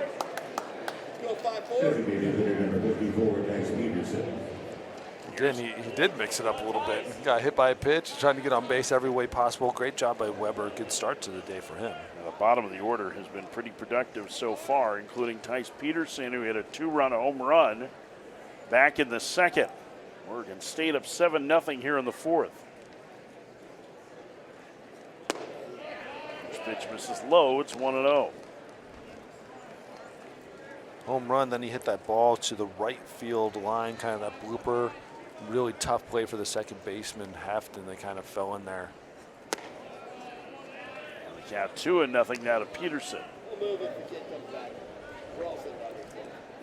This is kind of the story of the day here for UNLV is 2-0, 3-0, those type of at-bats. They've been getting behind, being forced to throw strikes, and then Oregon State taking advantage of it. 3-0 now to Peterson.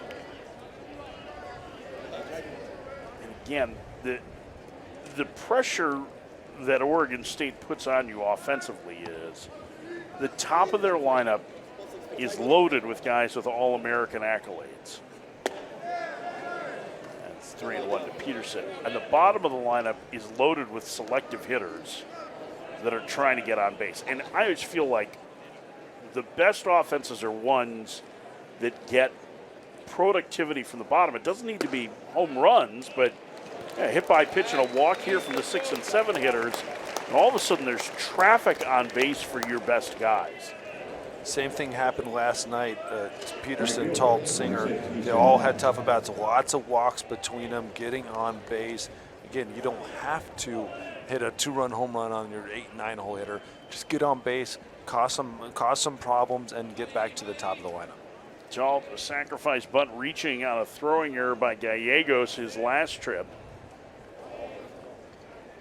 Squares the bunt again, and he bunts that one to third. That's going to be a tough play with his speedy Tall. Throw to first is late, and a good job by Heft, the second baseman, to prevent that ball from going down the right field line.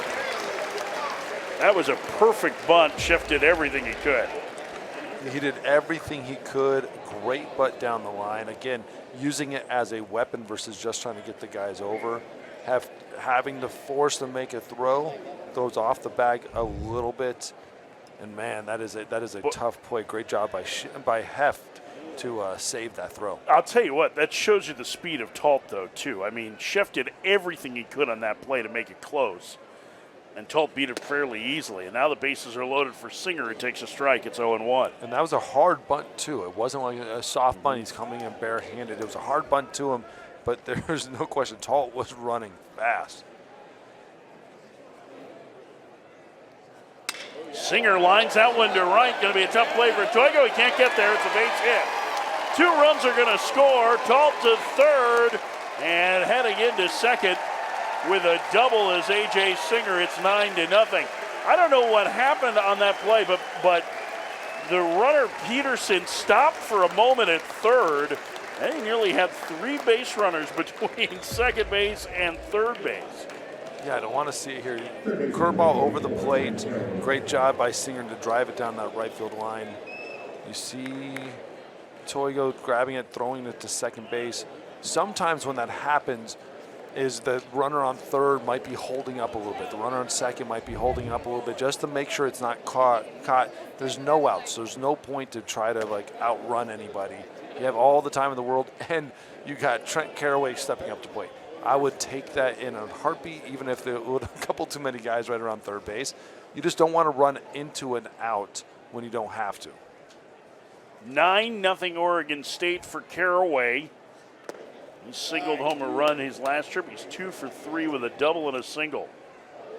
And he's ahead 2-0. Caraway was limited to just 18 games last year because of a broken hand. He started hot, then missed most of the season, got back just in time for the playoffs. In the dirt, 3-0. They gave Talt a base hit on that bunt. That speaks volumes for how fast he was moving down that line. He deserved it. But I think it also says, I wonder if it's a lesson for Talt that he doesn't need to be perfect with his speed. Ball 4, Caraway walks. I mean, one of the things we talked to Mitch Canham about before this tournament was, hey, listen, we're trying to get Talt to learn to drag the bunt better, to use the bunt as an offensive weapon because of his speed. And it doesn't need to be perfect. No. Stan Stolte's going to make a pitching change here for UNLV. So we're going to have a new pitcher here coming for the Rebels. Bases loaded, nobody out. Bottom of the 4th inning, Oregon State leading 9-0. We'll tell you about the new pitcher for the Rebs in just a second at the 2025 Sanderson Ford College Baseball Classic.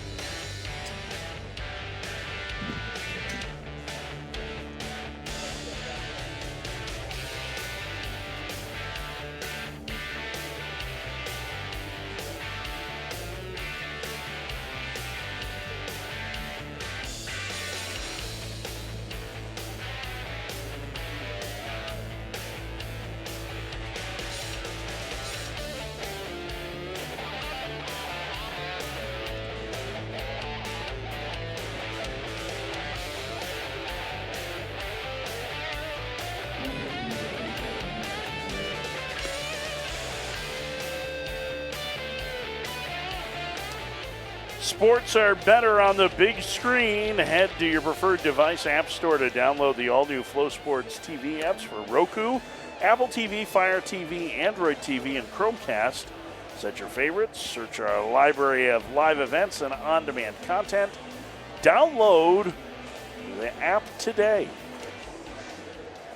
Sitting in your house, enjoying the bright sunshine here as Alex Navarrete, the transfer from Riverside City College, takes over on the mound for UNLV, their third pitcher of the day, and he's going to inherit a bases-loaded jam. 14 games, 7 of those starts. You see right there, 6.47 ERA, 55 innings pitched, 4-2 record. Look for a decent little fastball here and a slider. Fastball, slider is really going to see maybe mixing a changeup. Need somebody to attack the batters. That's a big thing UNLV is going to need right now. Is somebody that can get ahead of this, get ahead of counts, throw strikes. It's okay. Like, you know, Oregon State can swing the bats. Force them to swing the bat. If you end up getting beat by them swinging the bat, fine. But they're putting too many guys on base and making it too easy to score runs. 7 walks and a hit batter in the last 3 innings for UNLV pitching as Navarrete makes his D1 debut here, and he has to face Ivar Arquette.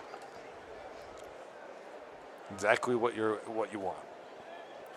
Arquette reached on a fielder's choice his last trip. Bases loaded, 9-0 Oregon State in the 4th. Takes a breaking ball strike, it's 0-1. See if Arquette can break out. I know he had the home run yesterday. Obviously, there's no question about that, but we really haven't seen him take over a game yet. He's had plenty of bats now. Let's see him start getting a little bit more comfortable in this Oregon State uniform and come up. There's a strike. 0-2. Navarrete so far landing a breaking ball in the strike zone and then pumping a fastball in there. So working ahead in the count. Gets him to tap one foul of the plate. Good job by Navarrete coming into a tough situation.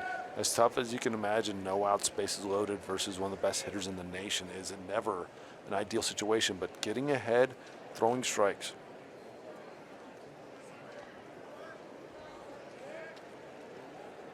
A deep breath from the right-hander as he climbs back on the rubber.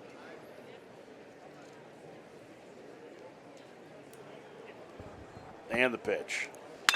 Crushed to left. Going back and making a leaping attempt is Rodriguez. It's one off the fence and over the fence for a rule book double. It's 11-0.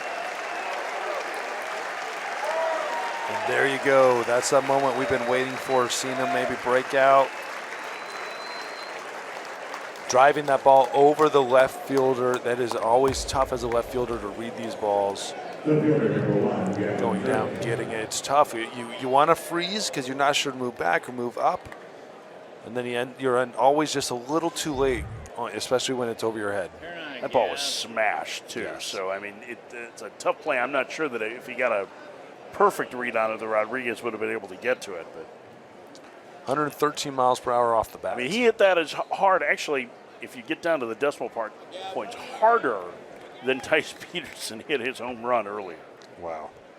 Didn't have any loft. Gavin Turley swings through a breaking ball. It's 0-1. Yeah, if that would have gotten up, that's over the bullpen there and left. Single walk, sac fly for Turley. Looks like he needs a little bit more spray on his new bat. batting No, glove. he needs a new batting glove. We had a blowout there. Like you said, you always got to look good. I still respect the hitters that go up without batting gloves. I don't know how they do it, but I love it. It's not that many of them. You quickly earn a reputation as being hitterish, if that's the case. Hitterish. Whether you are or you aren't, if you don't use batting gloves, you're hitterish. Ripped foul again. 0-2. Navarrete still throwing a lot of strikes. I get Arquette did a great job of getting that double, but we are seeing somebody come in and get ahead of both of these hitters. This is what UNLV is looking for. I mean, they're looking for guys that can come in and throw strikes. Schulte needs that. He needs to find these guys that want to be able to take these at-bats. Well, now you need somebody that can get him to chase outside the zone, too. Right now, Arquette chased and pitched 0-2, fought it off, and then went from there. That one outside, 1-2. Not a bad pitch. UNLV Outside a little bit, maybe a little bit too much up. To me, I always like that pitch. You can tell it's not a big slider that's sweepy. It's not coming across and going to make a whole lot of movement. Get that ball down a little bit.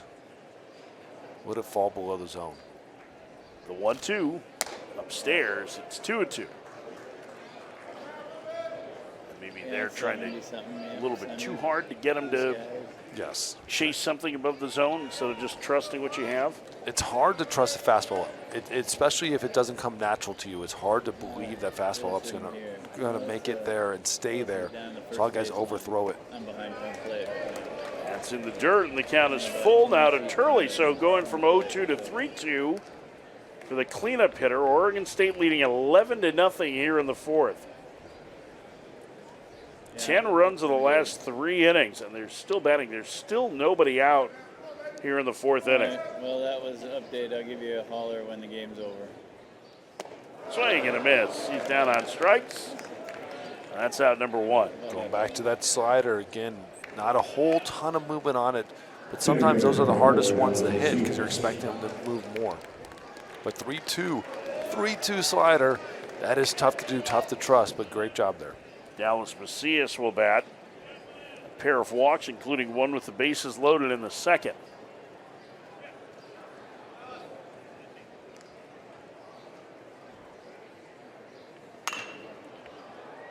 Fouled away. 0-1. Last season, Oregon State scored 10 or more runs 26 different times. Wow. They played close to 60 games last season. I mean, that's a really high percentage. Now, again, remember, this is the team that lost from it. Their top 2 hitters in the lineup, Micah McDowell, who was there for a long time, and then, of course, the number 1 overall pick in the draft, and Travis Bazzana. And that team last year didn't have Trent Caraway for most of the season. Which is scary, because he came out of the gate hot. Elijah Hainline was their shortstop, the transfer from Washington State, and he's not quite the same offensive player that Ivar Arquette is. This is a chance, even with losing Bazzana, to be one of the top offenses in the country. And it took a while to see them get going yesterday. They had 3 homers late. Today, it feels representative of what they can be. Outside on the count now, 3-1 to Macias. What you see, too, is not just an offense that goes out and is out homering you, out hitting you. They're out at batting you. Every single at-bat is a tough at-bat. It is never easy on the pitcher. Macias up the alley in left center. Rodriguez over to make the catch. Tagging and coming home to score is Caraway on a sac fly. It's 12-0 Oregon State.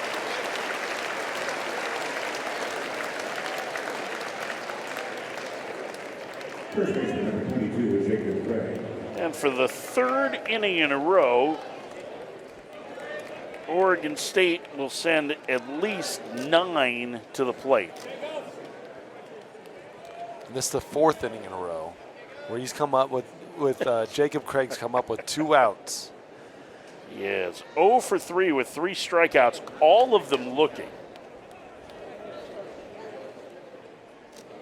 Swings and misses that time. It's 0-1. He does not want to get cheated. He wants to get a ball out there and get in this action. He hit a towering home run yesterday into the bullpen in left center field. He's behind 0-2. You know, talk about ones that bring rain, right? The high arcing, long jump shot or a home run that does it.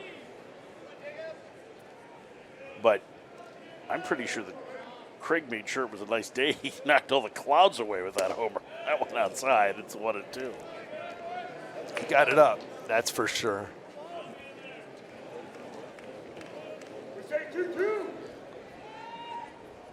1-2 the count to Craig.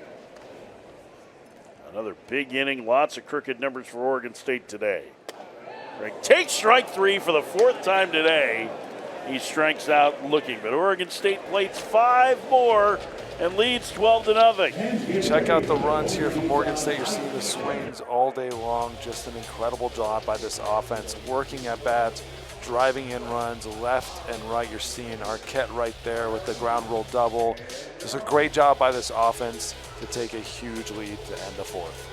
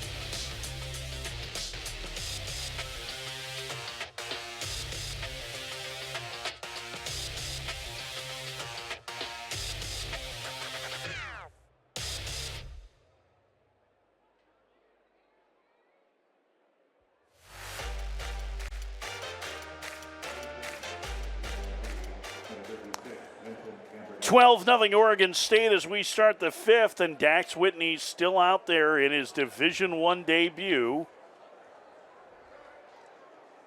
as the freshman pitcher from Blackfoot, Idaho.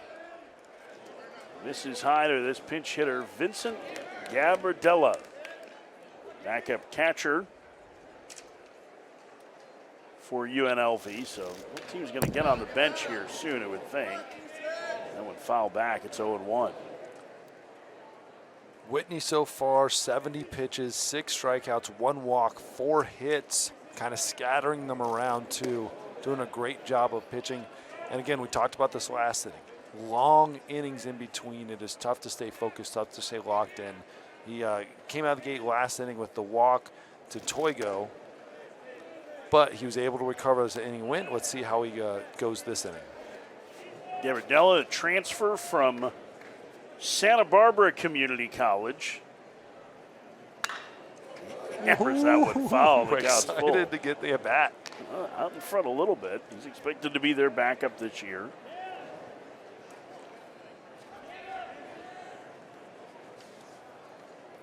And the 3-2. Breaking ball called, strike 3. Yes. Strikeout number 7 for Dax Whitney. It's been quite a debut for the right-hander. And that curveball just sat on the outside corner and throws a fastball in.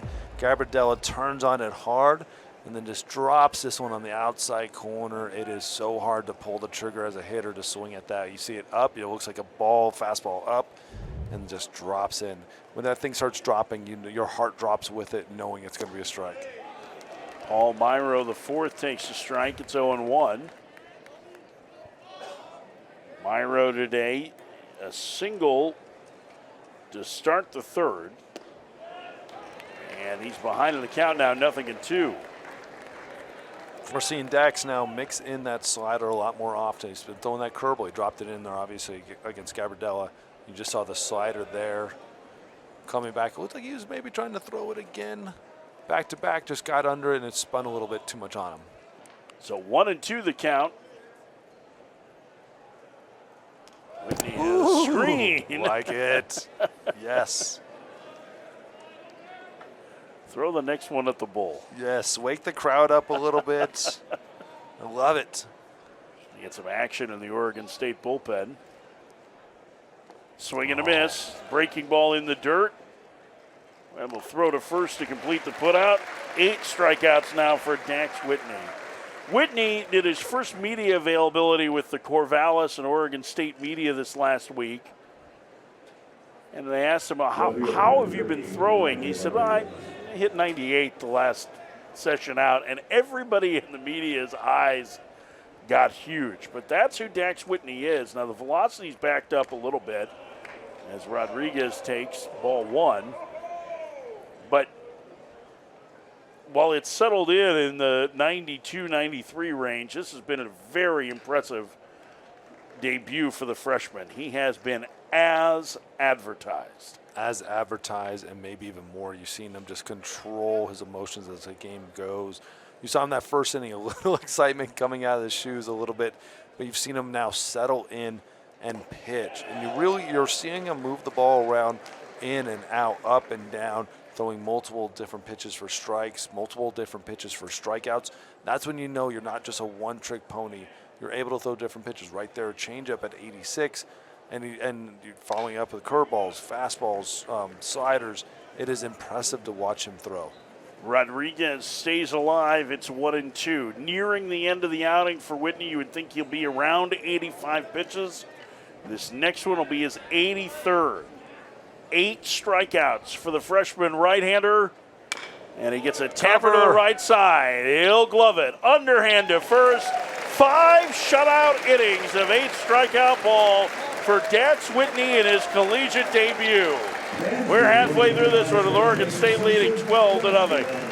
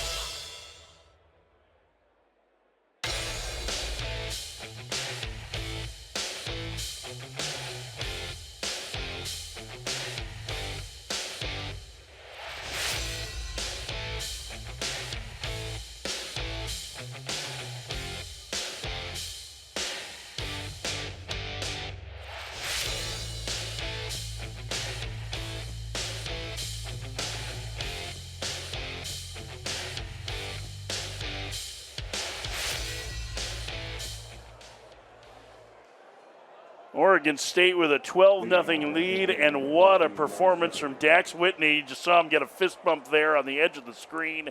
8 strikeouts in 5 innings. I believe his day is done, David. That was a tremendous performance from the freshman. 84 total pitches, 49 strikes. Again, 8 strikeouts, 1 walk, 4 hits, 19 batters faced. He did an incredible job controlling the game, controlling his emotions. His big debut, obviously a huge crowd out here in a big event, and he controlled it all. Bryce Hubbard off the bench to pinch hit, and he rolls to second. The leadoff man gone here as the backup catcher pinch hitting for Wilson Weber. There are going to be some changes for both teams at this point. We'll get you up to date on some of those throughout these next couple of innings. Tice Peterson will hit. He's been on base 3 times, including a 2-run homer back in the second.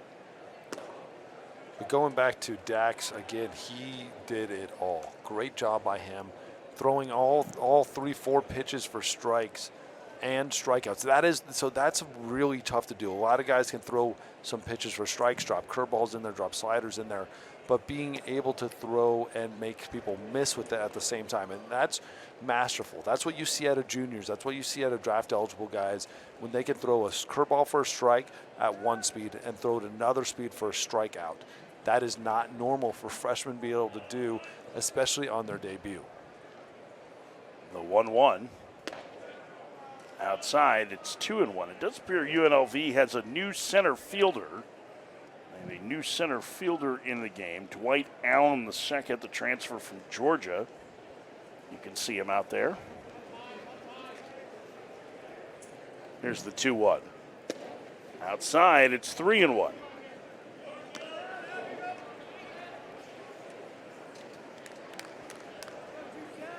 You got Allen the second, Myro the fourth. We need a third.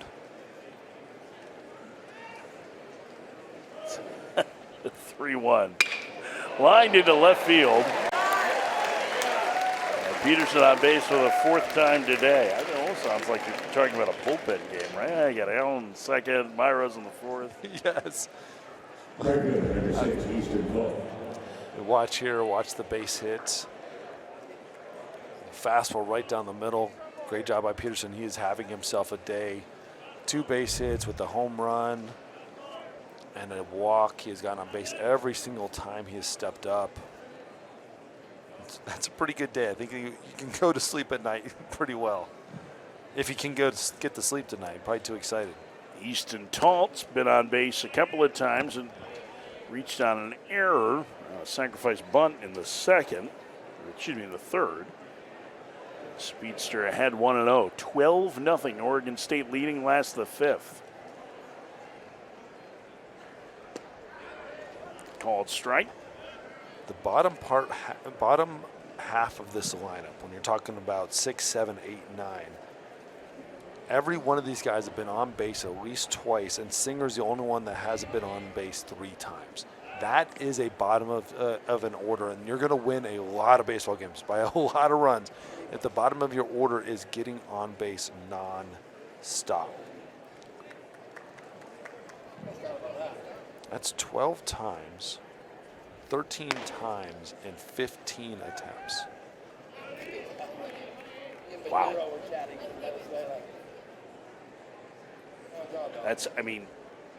We talked about it earlier, right? When you have a powerful top of the lineup like Oregon State, if you're going to create traffic ahead of them, it's going to lead to some big run totals. That one misses outside. It's 3-1 to Tall.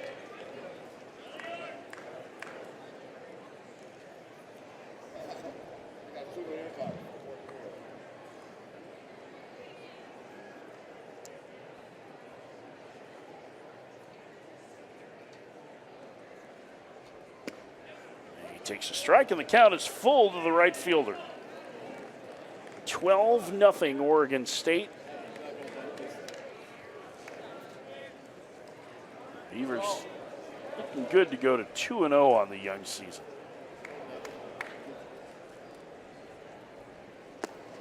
Pitch in the dirt. Talt draws a walk.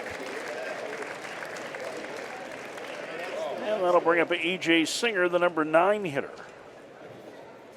Again, Talt's 4th time on base. There was the fielder's choice in there, but 4 times. And then you're talking about Peterson got on base 4 times.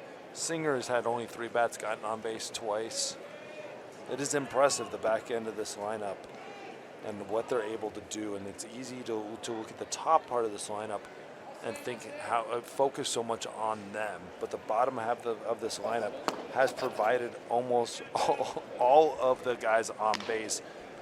You're talking about 12 runs, and 10 of them have been scored by the bottom half of this lineup. A.J. Singer bats.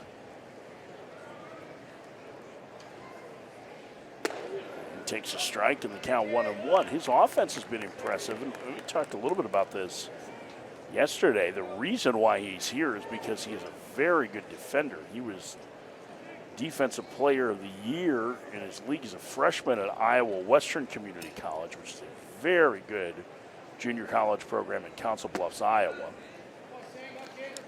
And Singer was so highly thought of by the Oregon State coaches and impressed them early on that he led a couple of defensive classroom sessions here on campus. Hey, think about how incredible that is to bring a guy in your first year in the program, and already you're getting a feeling like, okay, this guy knows what he's doing. He's got a really strong arm for a second baseman. He has played well defensively, but these at-bats at the bottom of the lineup have impressed.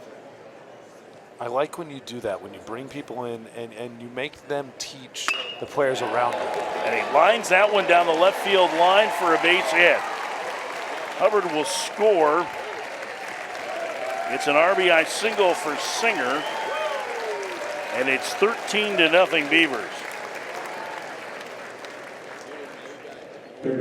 Singer doing a little teaching there of how to get a double down the line and get on base again, single down the line. If it wasn't by a great play by the left fielder Rodriguez, that would have been a double. Great job of hitting, again, this bottom of this order, just producing runs and getting guys on base.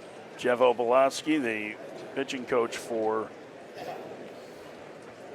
UNLV.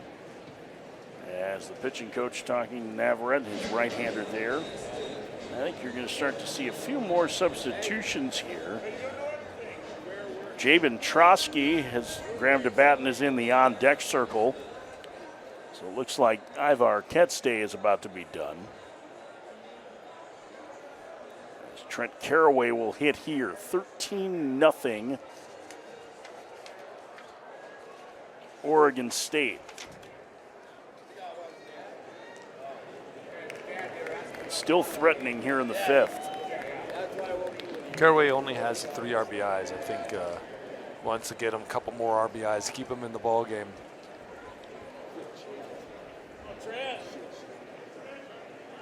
One today, 2 yesterday, batting .500 on the season. Takes the first pitch inside, 1-0. Action in the UNLV pen. Right-hander starting to get loose. LJ Mercurius, the starter for UNLV, had some moments that were intriguing from the sophomore. He came out throwing very hard. As Caraway bounces it fair at third. What a play by Chef. Throw to first, not in time. But Chef saved extra bases there. Boy, that was a spectacular sliding stop. Spectacular sliding stop. Great job going to his right, getting it on his backhand, and he made a great throw. I think he used the ground really well there too, especially in those long throws. The ball took him so far away from the bag, he wasn't able to get that bag, get the lead runner, had to try to make the throw across the diamond, and it was just a minute too late. Boy, what a play to get that. What a play. Caraway runs Just too well. beat it out. Great job by Caraway. Incredible play by Chef. Just a little too late. Senior infielder Jabin Trotsky bats. Bases loaded now, 1 out. As he hits for Arquette and takes inside a ball, 1-0. Trotsky, part of the great Trotsky baseball family in California. They have one of the top travel programs there. I was wondering if he's a part of that family. He is. He's the nephew of Trotsky Baseball's Nate Trotsky, and he delivers a 2-run single into center field. And the hits keep coming. 2 more on the board for Oregon State. It's 15-0. What I love is this crowd, the moment Trotsky stepped up to the plate, lost it, was excited for him. They are so into this ball game, it doesn't matter what the score is. You see that taking that fastball, driving it right up the middle. Caraway doing a good job of getting third, and Trotsky being smart, kind of forcing the throw to second base, but not giving himself up. Gavin Turley next. First pitch to Turley misses low. Turley 1 for 2, a walk, a sac fly, in addition to his third inning single.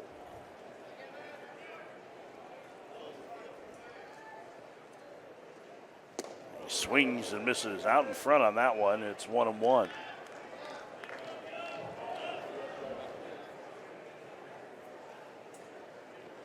$15-0 Oregon State in the fifth.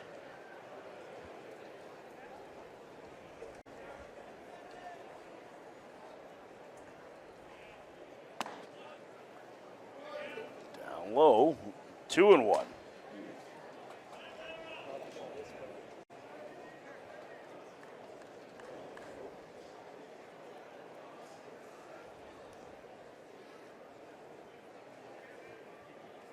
Runners get their leads at the corner, and the pitch.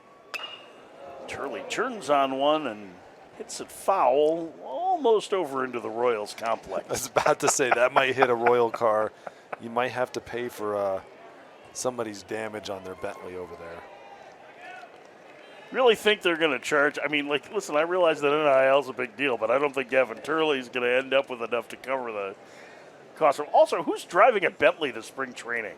Hey, man, you know, I saw plenty of them with the Mariners. You know what the rocks do to windshields out here outside? It's 3-2. That would be just like it, right? You get a really nice car and you drive it down here. Phoenix's highways are notorious for having little pebbles that are all over them. Everywhere. Yeah, bring the Bentley in and get a hit. The rolls. If I had been smart, I would have started a business replacing windshields in Arizona when I was 18. Strike 3 called to Turley. He's down on strikes for out number 2.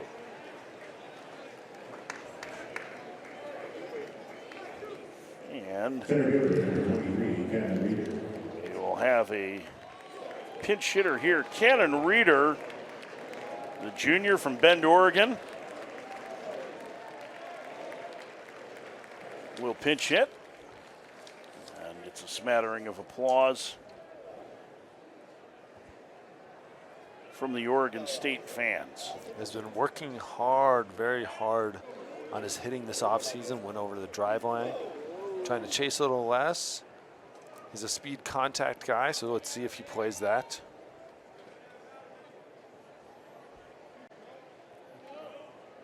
Here's the first pitch to Reeder. It's a ball outside, 1-0. He had a very famous high school coach. His high school coach, former All-Star Richie Sexson. What is Richie Sexson coaching high school for? Well, a lot of guys are. Alex Overbay is one of the relievers on UNLV's team. His dad, Lyle, was his high school coach in Washington State. I think, in fact, that Richie Sexson replaced, not that I'm up to date on all of my Oregon high school news, but I believe that he replaced Alan Embry as the head coach there. That's not a bad one. That's a pretty good major league staff. In the air to center, Allen over. He will make the catch, and the inning is over. Oregon State scored in every inning. 3 more in the fifth. They lead 15-0.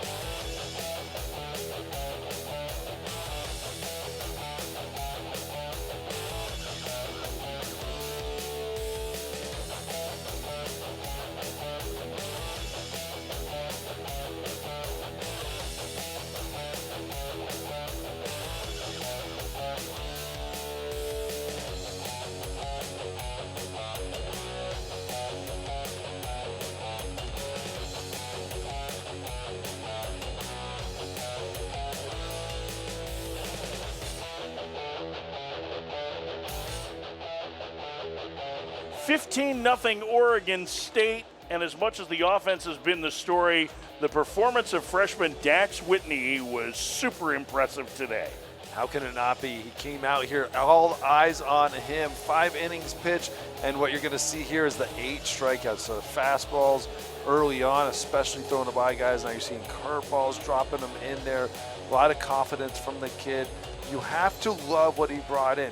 Again, everybody was going to be watching him, and he did not unimpress. He was right there. He was doing everything he could do and controlled this UNLV offense the entire time. And this is the collegiate debut of redshirt freshman James DeCremer, the right-handed pitcher from the Phoenix area.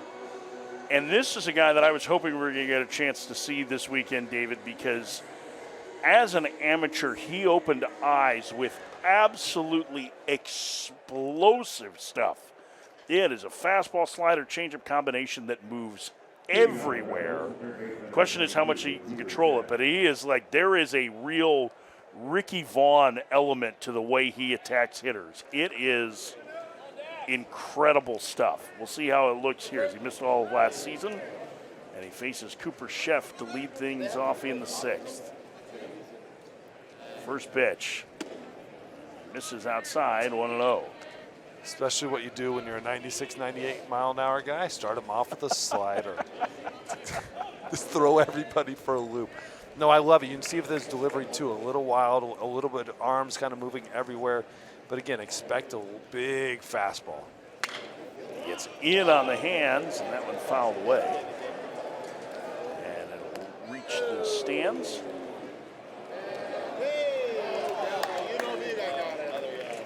Count 1-1.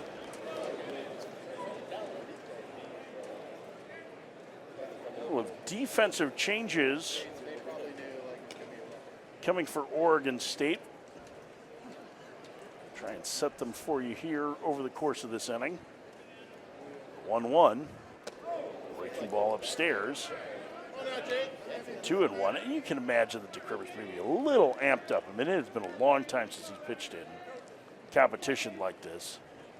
Did have summer ball, so that's one thing, but trying to build him back up, get him back on that mound, should be amped up. Like this is what you're here for. Swing and miss. And I love this. Why did he choose Oregon State? Because it's the best baseball program in the world. Loving himself some Oregon State. 2-2 the count. And the pitch. Up and in. 93 Count there. is full. First couple fastballs, 92. You're seeing sliders, you're seeing fastballs. Again, first time in a long time he's really been on a mound. Obviously, first time in a college game, official college game he's been pitching. You're going to see a little nerves. Let's see him lock it back in a little bit. Foul back. So that's a 92, but it looks a lot faster than that. I'm not sure that every once in a while the gun here in Surprise locks at 92, and everything is 92. Slider, fastball. I'm not convinced that he is only throwing 92. He might be. I mean, again, it has been a while since he pitched, but he was up to 98 in high school. That one misses low. As he took something off it, and it's a leadoff walk for Sheff. Here in the UNLV 6, they trail 15-0. All right, let's try and get you some of the defensive changes here for Oregon State. Paul Vasquez has taken over at third base for Trent Caraway. A.J. Singer has moved from second to short. Jabin Trosky stays in the game at second. That bounced to third, and that's a chance for Vasquez. To Trosky, to first. Nice dig by Craig. A 5-4-3 double play, 2 outs. Come right into the ball game. You know that ball is going to find you immediately. Great job there by Vasquez. You see ground ball.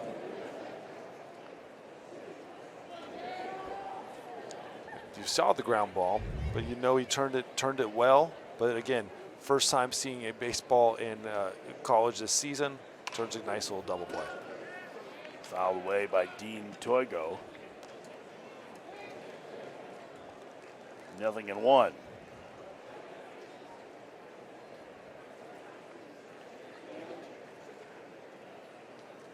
Pitching around the leadoff walk. And the delivery, Turco takes low. 1-1. Yes, and here it is, the double play. Heft hitting it to his left. Vasquez with a perfect feed to second base. Trotsky throwing maybe a little bit low, but you know you got Craig there. He's pulling everything out of that dirt. That was a nice dig by Craig. You dig? I'm digging it. I think they're digging this score too, I'll say that. It's 15-0 Oregon State. Well, Oregon State fans are. I'm not sure the UNLV fans are at this moment. Toigo ahead in the count, 2-1. Ripped down the ground through the right side for a base hit. Continues what he's doing, just swinging the bat really well. Obviously, when you're looking at this lineup, he is the man I'm circling. I cannot let him beat us. Did a great job of taking this pitch and hitting it to the right side. You can watch it here, that little Barry Bonds stance. A little longer bat than Bonds, but drives it to the right side. Again, when you're facing this lineup, circle him and do not let him beat you. Hit the grand slam yesterday with all the runs they needed to beat Indiana. And with a walk and a base hit here, 1 for 2 on the day. Brendan O'Sullivan will bat. First pitch outside. 1-0 to the first baseman, who is 0 for 2 today.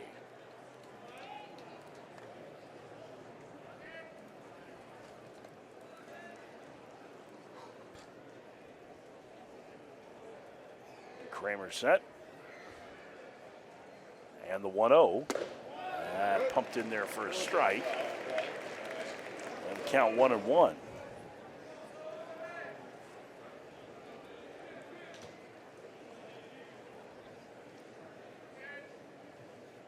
Toigo being held at first, even with Oregon State up 15 here in the 6th. That one upstairs. It's 2-1.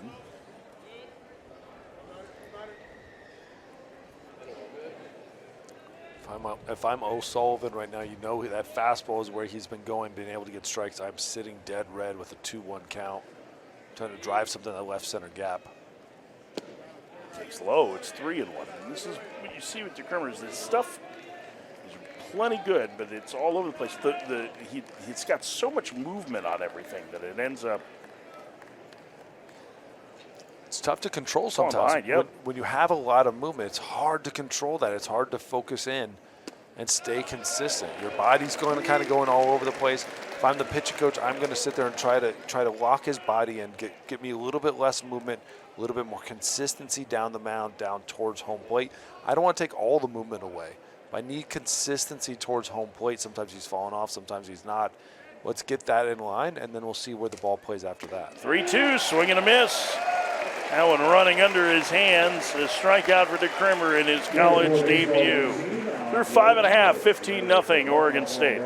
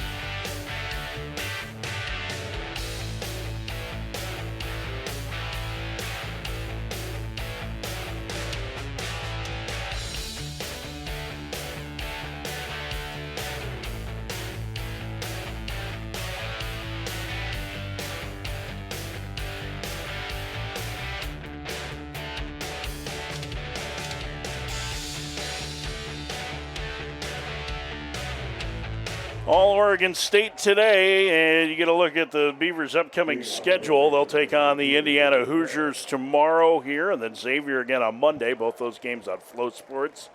They are scheduled Wednesday for a midweek in Houston. The weather may not cooperate, and then next weekend they play in the Round Rock Classic, and the teams that they play in that, the number 2 ranked Virginia Cavaliers, the Oklahoma Sooners, who have maybe the highest octane starting rotation in the country with Kyson and Malachi Witherspoon, the Witherspoon twins, and Cam Johnson. There may not be a more talented trio than what Oklahoma's going to run out there. And they take on Minnesota with its new coaching staff as well before they go to Globe Life for the College Baseball Series and Shriners Children's Classic. As Craig presses one to left center, and a diving attempt for Allen. He can't come up with it.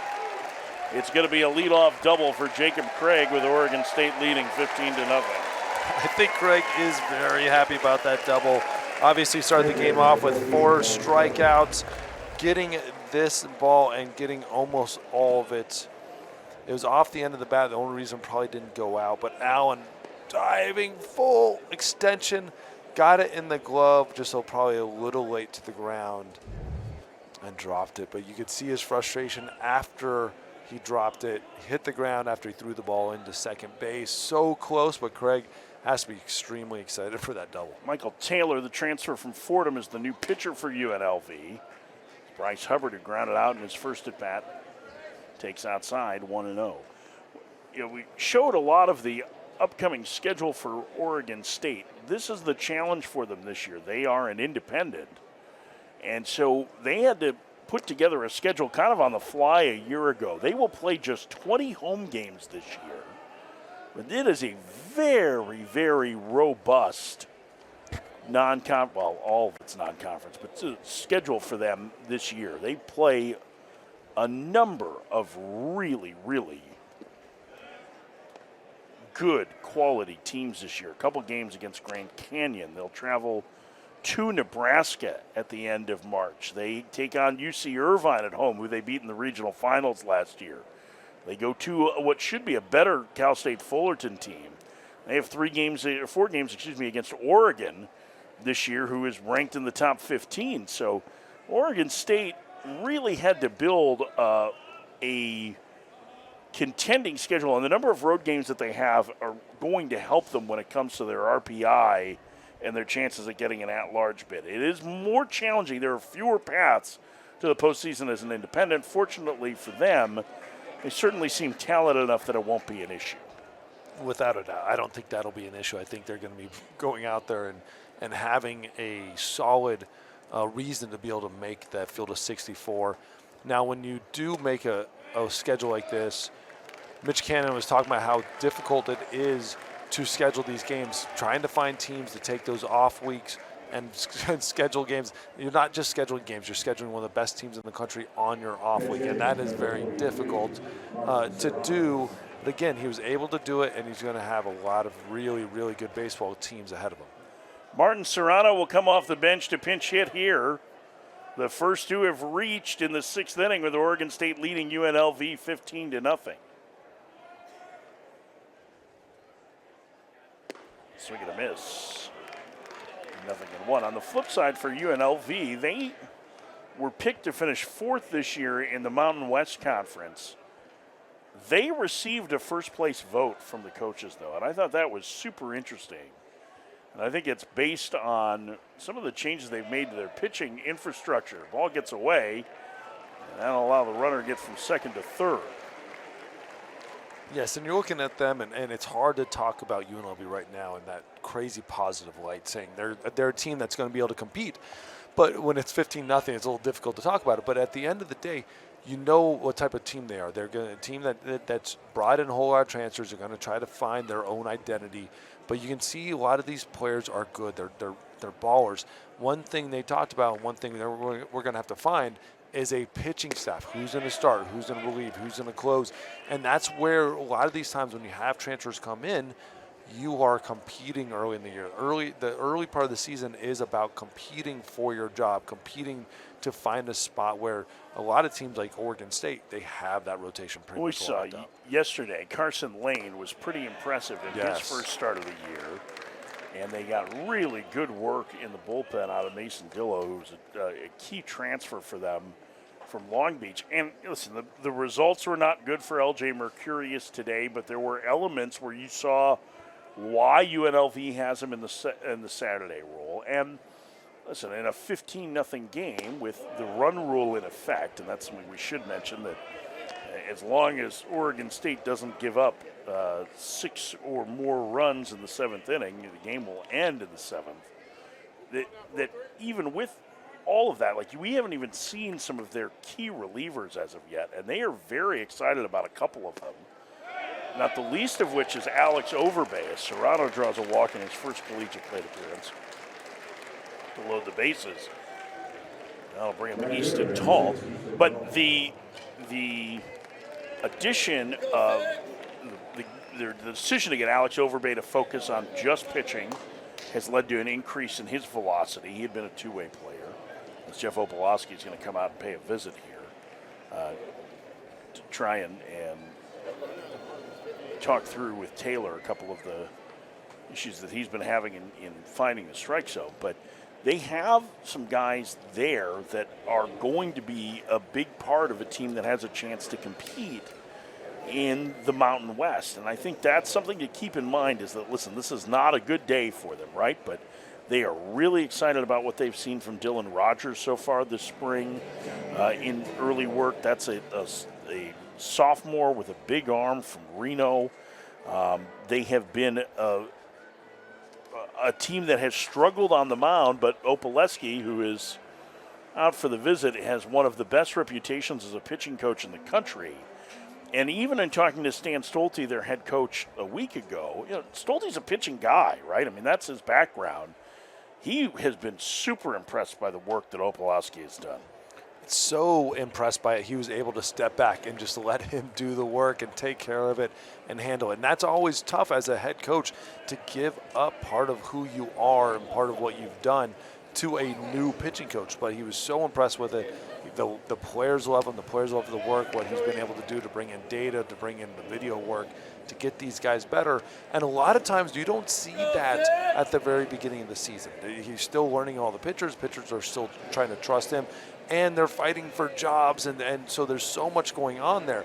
But as the season goes, and as you start finding out who's your guys, you start setting where they should be in the rotation and where the bullpen is, then the work really starts to happen. And then you start trusting your pitching coach. You start seeing all the fruit of that labor of working with that data and working to understand each other coming through. And so with a team like UNLV, I'm not too worried about how they look at the beginning. I want to see how they look at the middle and end, and to see if they turn it on and see when they get into the Mountain West, if they start causing some havoc by being able to pitch better in a conference that's generally not been known for pitching. 3-0 the count to Talt. Yeah, it is a very difficult league to pitch in, for sure, in the Mountain West. A lot of places in high elevation, a lot of spots in the deserts. It's very, very difficult to pitch in that league. There's a strike, it's 3-1. And a lot of times they make the ballparks bigger because the ball flies, which then also add more doubles and more chances for the ball to fall. So there's a whole lot of other issues there. But again, when you go out there and you find one of the best pitching coaches in the country, those problems start going away, and you start learning how to deal with it and pitch to the ballparks versus just being scared of it. Well, and UNLV plays in one of the better offensive environments, not just on the West Coast, but in all of college baseball. Their home games are in a ballpark that is a very, very good hitter's park. And last year, remember, they were one of the top offenses in the Mountain West, with Talt down on strikes from the first out here in the 6th. But they had the worst ERA in the league. And so that's the hope, is that, hey, listen, can we retain enough of the offense? I don't think it's going to be and again, they've struggled to score outside the first inning. I think you'll see that improve as they get closer to conference play. They certainly seem to have some veteran bats in the middle of that lineup that are going to be good. But I'm really curious to see how these arms react as they get to conference play because, Fresno State is the favorite in the Mountain West. I think a lot of it has to do with the fact that, one, they made the tournament last year, and two, Murph Gray, who is the preseason player of the year in the Mountain West, is a real stud. And I think beyond that, I'll be curious to see whether or not Fresno has the depth. There is at least a feeling that UNLV has arms that can make this work. And they don't necessarily need to lead the Mountain West in ERA, but they have to be better than the nearly 7 that they posted a year ago. So I'm very, very curious to see where the Rebs end up as we get closer to April and May this year. No, without a doubt, you have to be better than a 7 ERA. They were 26 and 26, 12 and 18. I mean, we say that, but the league average, the league ERA in the SEC last year was over 5. So, I mean, it's a pretty offensive environment around college baseball, at least it has been the last few years. Well, I noticed, and I was looking at this last year, our 2003 Rice Owls national championship team. We had a 2.7 ERA as a team. The number one ERA in the country was 3.7 last year. That's a full run difference, and it doesn't. Yes, we had a great pitching staff, but it speaks a lot more to, like you said, the environment. There's always a great pitching staff every year, but the environment is a lot more hitter-friendly now than it ever was. The changes to the baseball a couple of years ago when they lowered the seams helped to bring it back into balance after they went to the BB core bats, and it really deadened the offense, and that was a tough period for college baseball. Now it feels like it has swung a little bit more offensive, although I will say, just anecdotally, Singer fouls that one away, that yesterday we saw a couple of balls that I felt like a year ago would have been out of the ballpark that died on the warning track. I don't know if that means anything. It's opening weekend, but I heard that from a couple of other people, especially some that were at Grand Canyon last night to see Vanderbilt Grand Canyon, that the ball wasn't maybe carrying the way we expected a year ago. Could that have been because it was cooler here and the weather? Possibly. But we haven't seen massive run scored totals to the same degree through the first day and a half, this game notwithstanding, across college baseball like we saw last year. So I'm kind of curious to see if there is a little bit more balance to it. You would hope. You'd hope there's more balance. And it's always tough because whenever you make a change, a rule change, it'll swing a little one way or the other. That went back to the middle, backhanded stop by Heft, and everybody's safe. 16-0 Oregon State.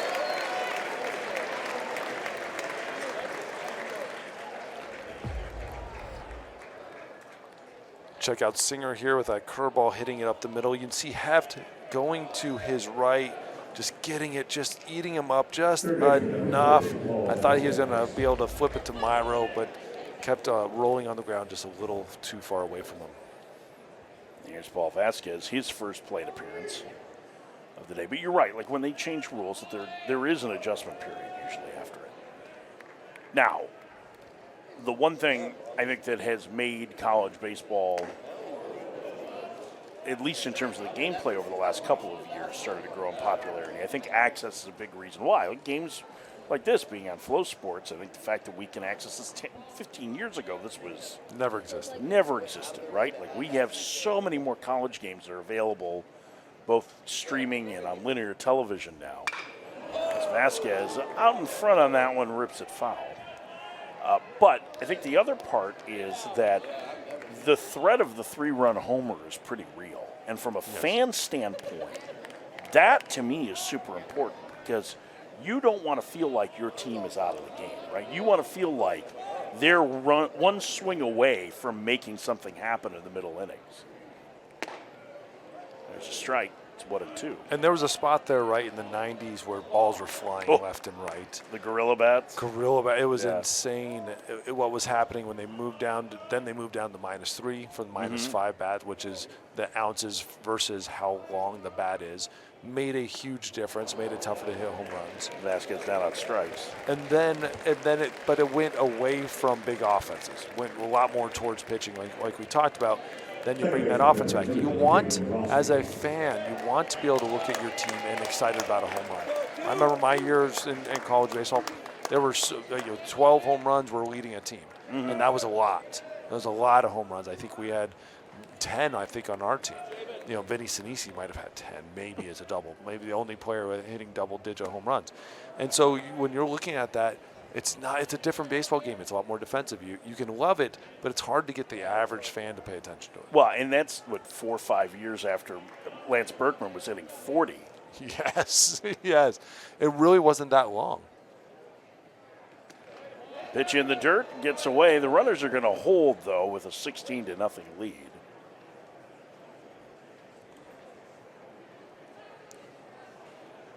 Eleven times last year, Oregon State scored 15 or more runs. 7 times they scored 15 or more runs. They've done it on day 2 of the season this year. And remember, they were down 3-1 in the 7th inning yesterday before winning 8-3. That was getting tight. That was getting tight. Guarantee you, there's some people in that dugout saying, "Let's go! Like, wake up." You never want to come out your first game of the season and lose, but they didn't. They got the bats going, and they have not stopped since the very first swing of the game by Trent Caraway. 2-1 to Jabin Trotsky. Drove in 2 runs with a single his last trip. He takes inside.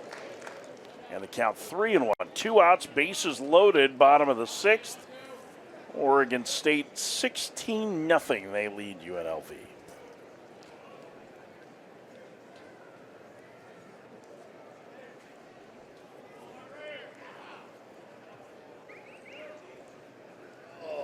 Taylor's 3-1. Swing and a miss. And the count is full. The runners will be on the move with 2 outs.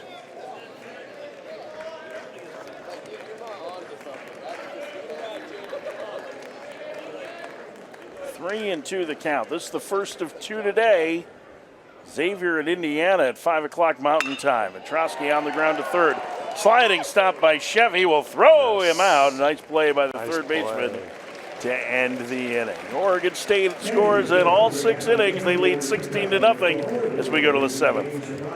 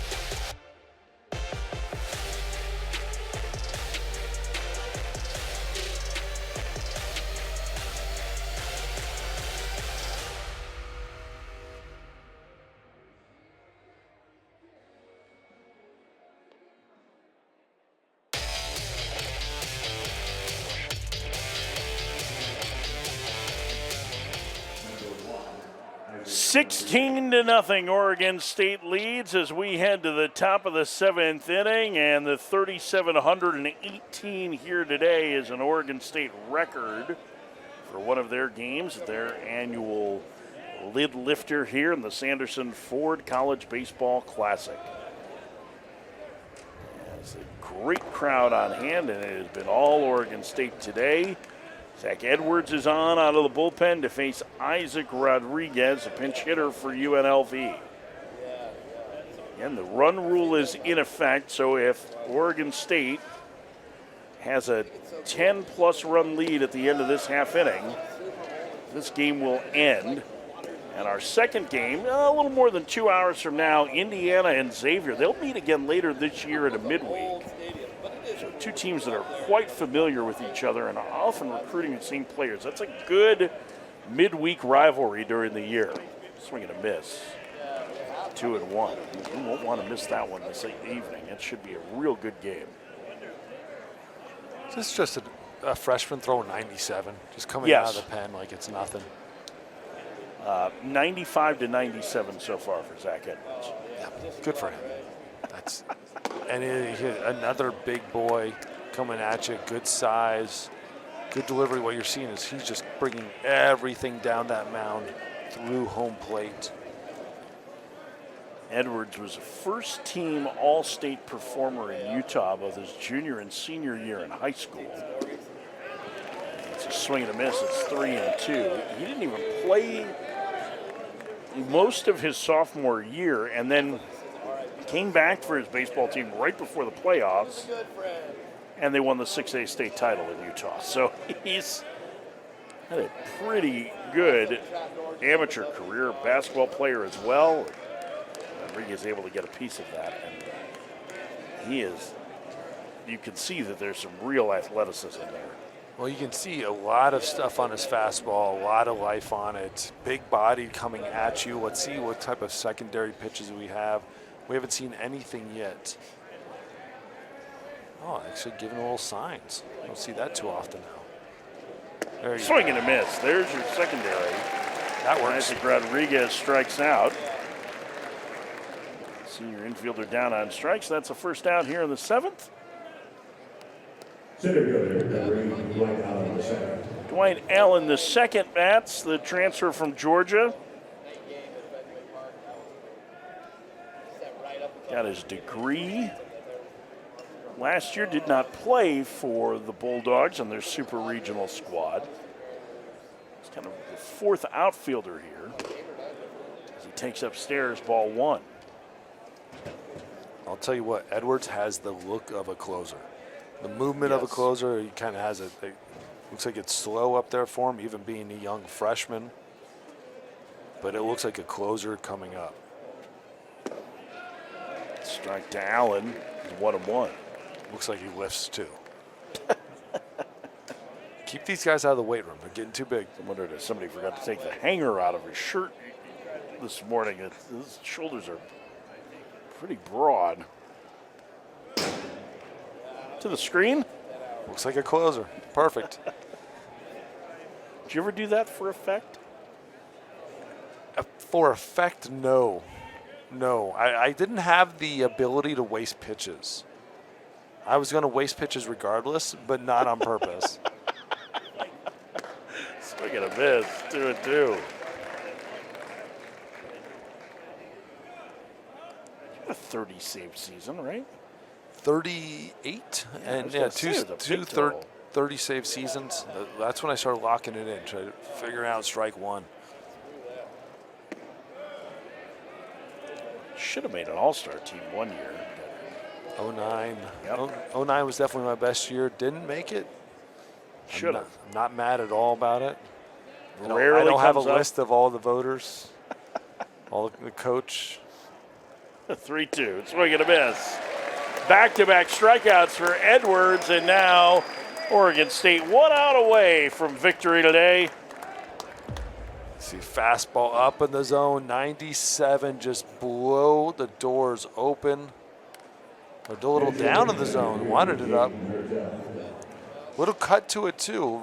1 inch of horizontal break, so that ball is definitely cutting a little bit. That is not easy at 97 miles an hour, only 9 inches of vertical break. So a lot of times with a four-seam fastball, you're gonna see 18 to 20 inches of vertical break. Right now he's got 9. So it's a lot closer to like a seeker, theoretically, when you see a seeker move down a little bit, that's closer to 9 inches of vertical break. but he's got 1 inch of horizontal break, which means that ball is cutting away from him, away from the right-handed batter. I think the other thing is that he's got a much steeper angle on his fastball, so it's going to play much more like coming down. Like those sinkers will. I mean, that has to do with where his release is. I mean, some of that with regards to the break, it's important to keep in mind what the approach angle is, but he is really getting on top of things.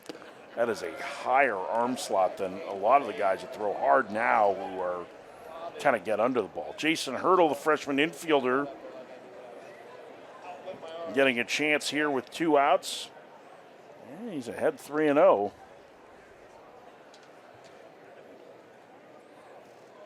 Fresno native takes ball 4.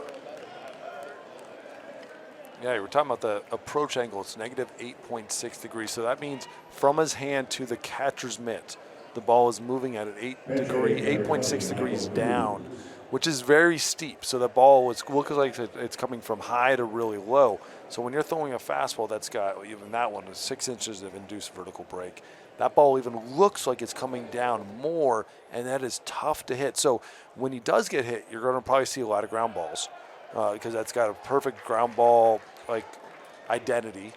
As a something different, if you look at maybe Craig Kimbrell, one of those guys, the very low vertical approach angle. So those are going to be a lot closer to a 5 or 4 vertical approach angle. So that ball almost looks like it's flat coming in. And so those guys can throw up in the zone. That's why you use these data numbers as a tool to understand how and where to pitch. A guy with a really steep vertical approach, you don't necessarily want him to pitch it up in the zone. You want to pitch down. Let that angle work to your advantage. Mikey Cruz grounds to second, and this should do it. Trotsky to first, and Oregon State scores in all 6 offensive innings, and they win this run rule game over UNLV today, 16-0. As Cruz grounds out in his collegiate debut. Well, I'll tell you what, as much as the offense showed up today, the story was 3 college pitchers making their debut for Oregon State, led by Dax Whitney. Dax Whitney absolutely dominated. 5 innings pitched, 8 strikeouts. Everyone, all the eyes were on him, and he did not disappoint. He was really impressive, gave everything he had, and controlled this UNLV offense completely. And Oregon State, as mentioned, scored every single inning today. And, boy, they really made life difficult. They hit, around 3 times. Second, third, fourth inning, every man came to the plate. And almost hit around again in the 5th. That bottom end of that lineup really getting on base and starting it all. For David Ardsma and our entire Flow Sports production team, I'm Mike Farron. This has been a presentation of Flow Sports.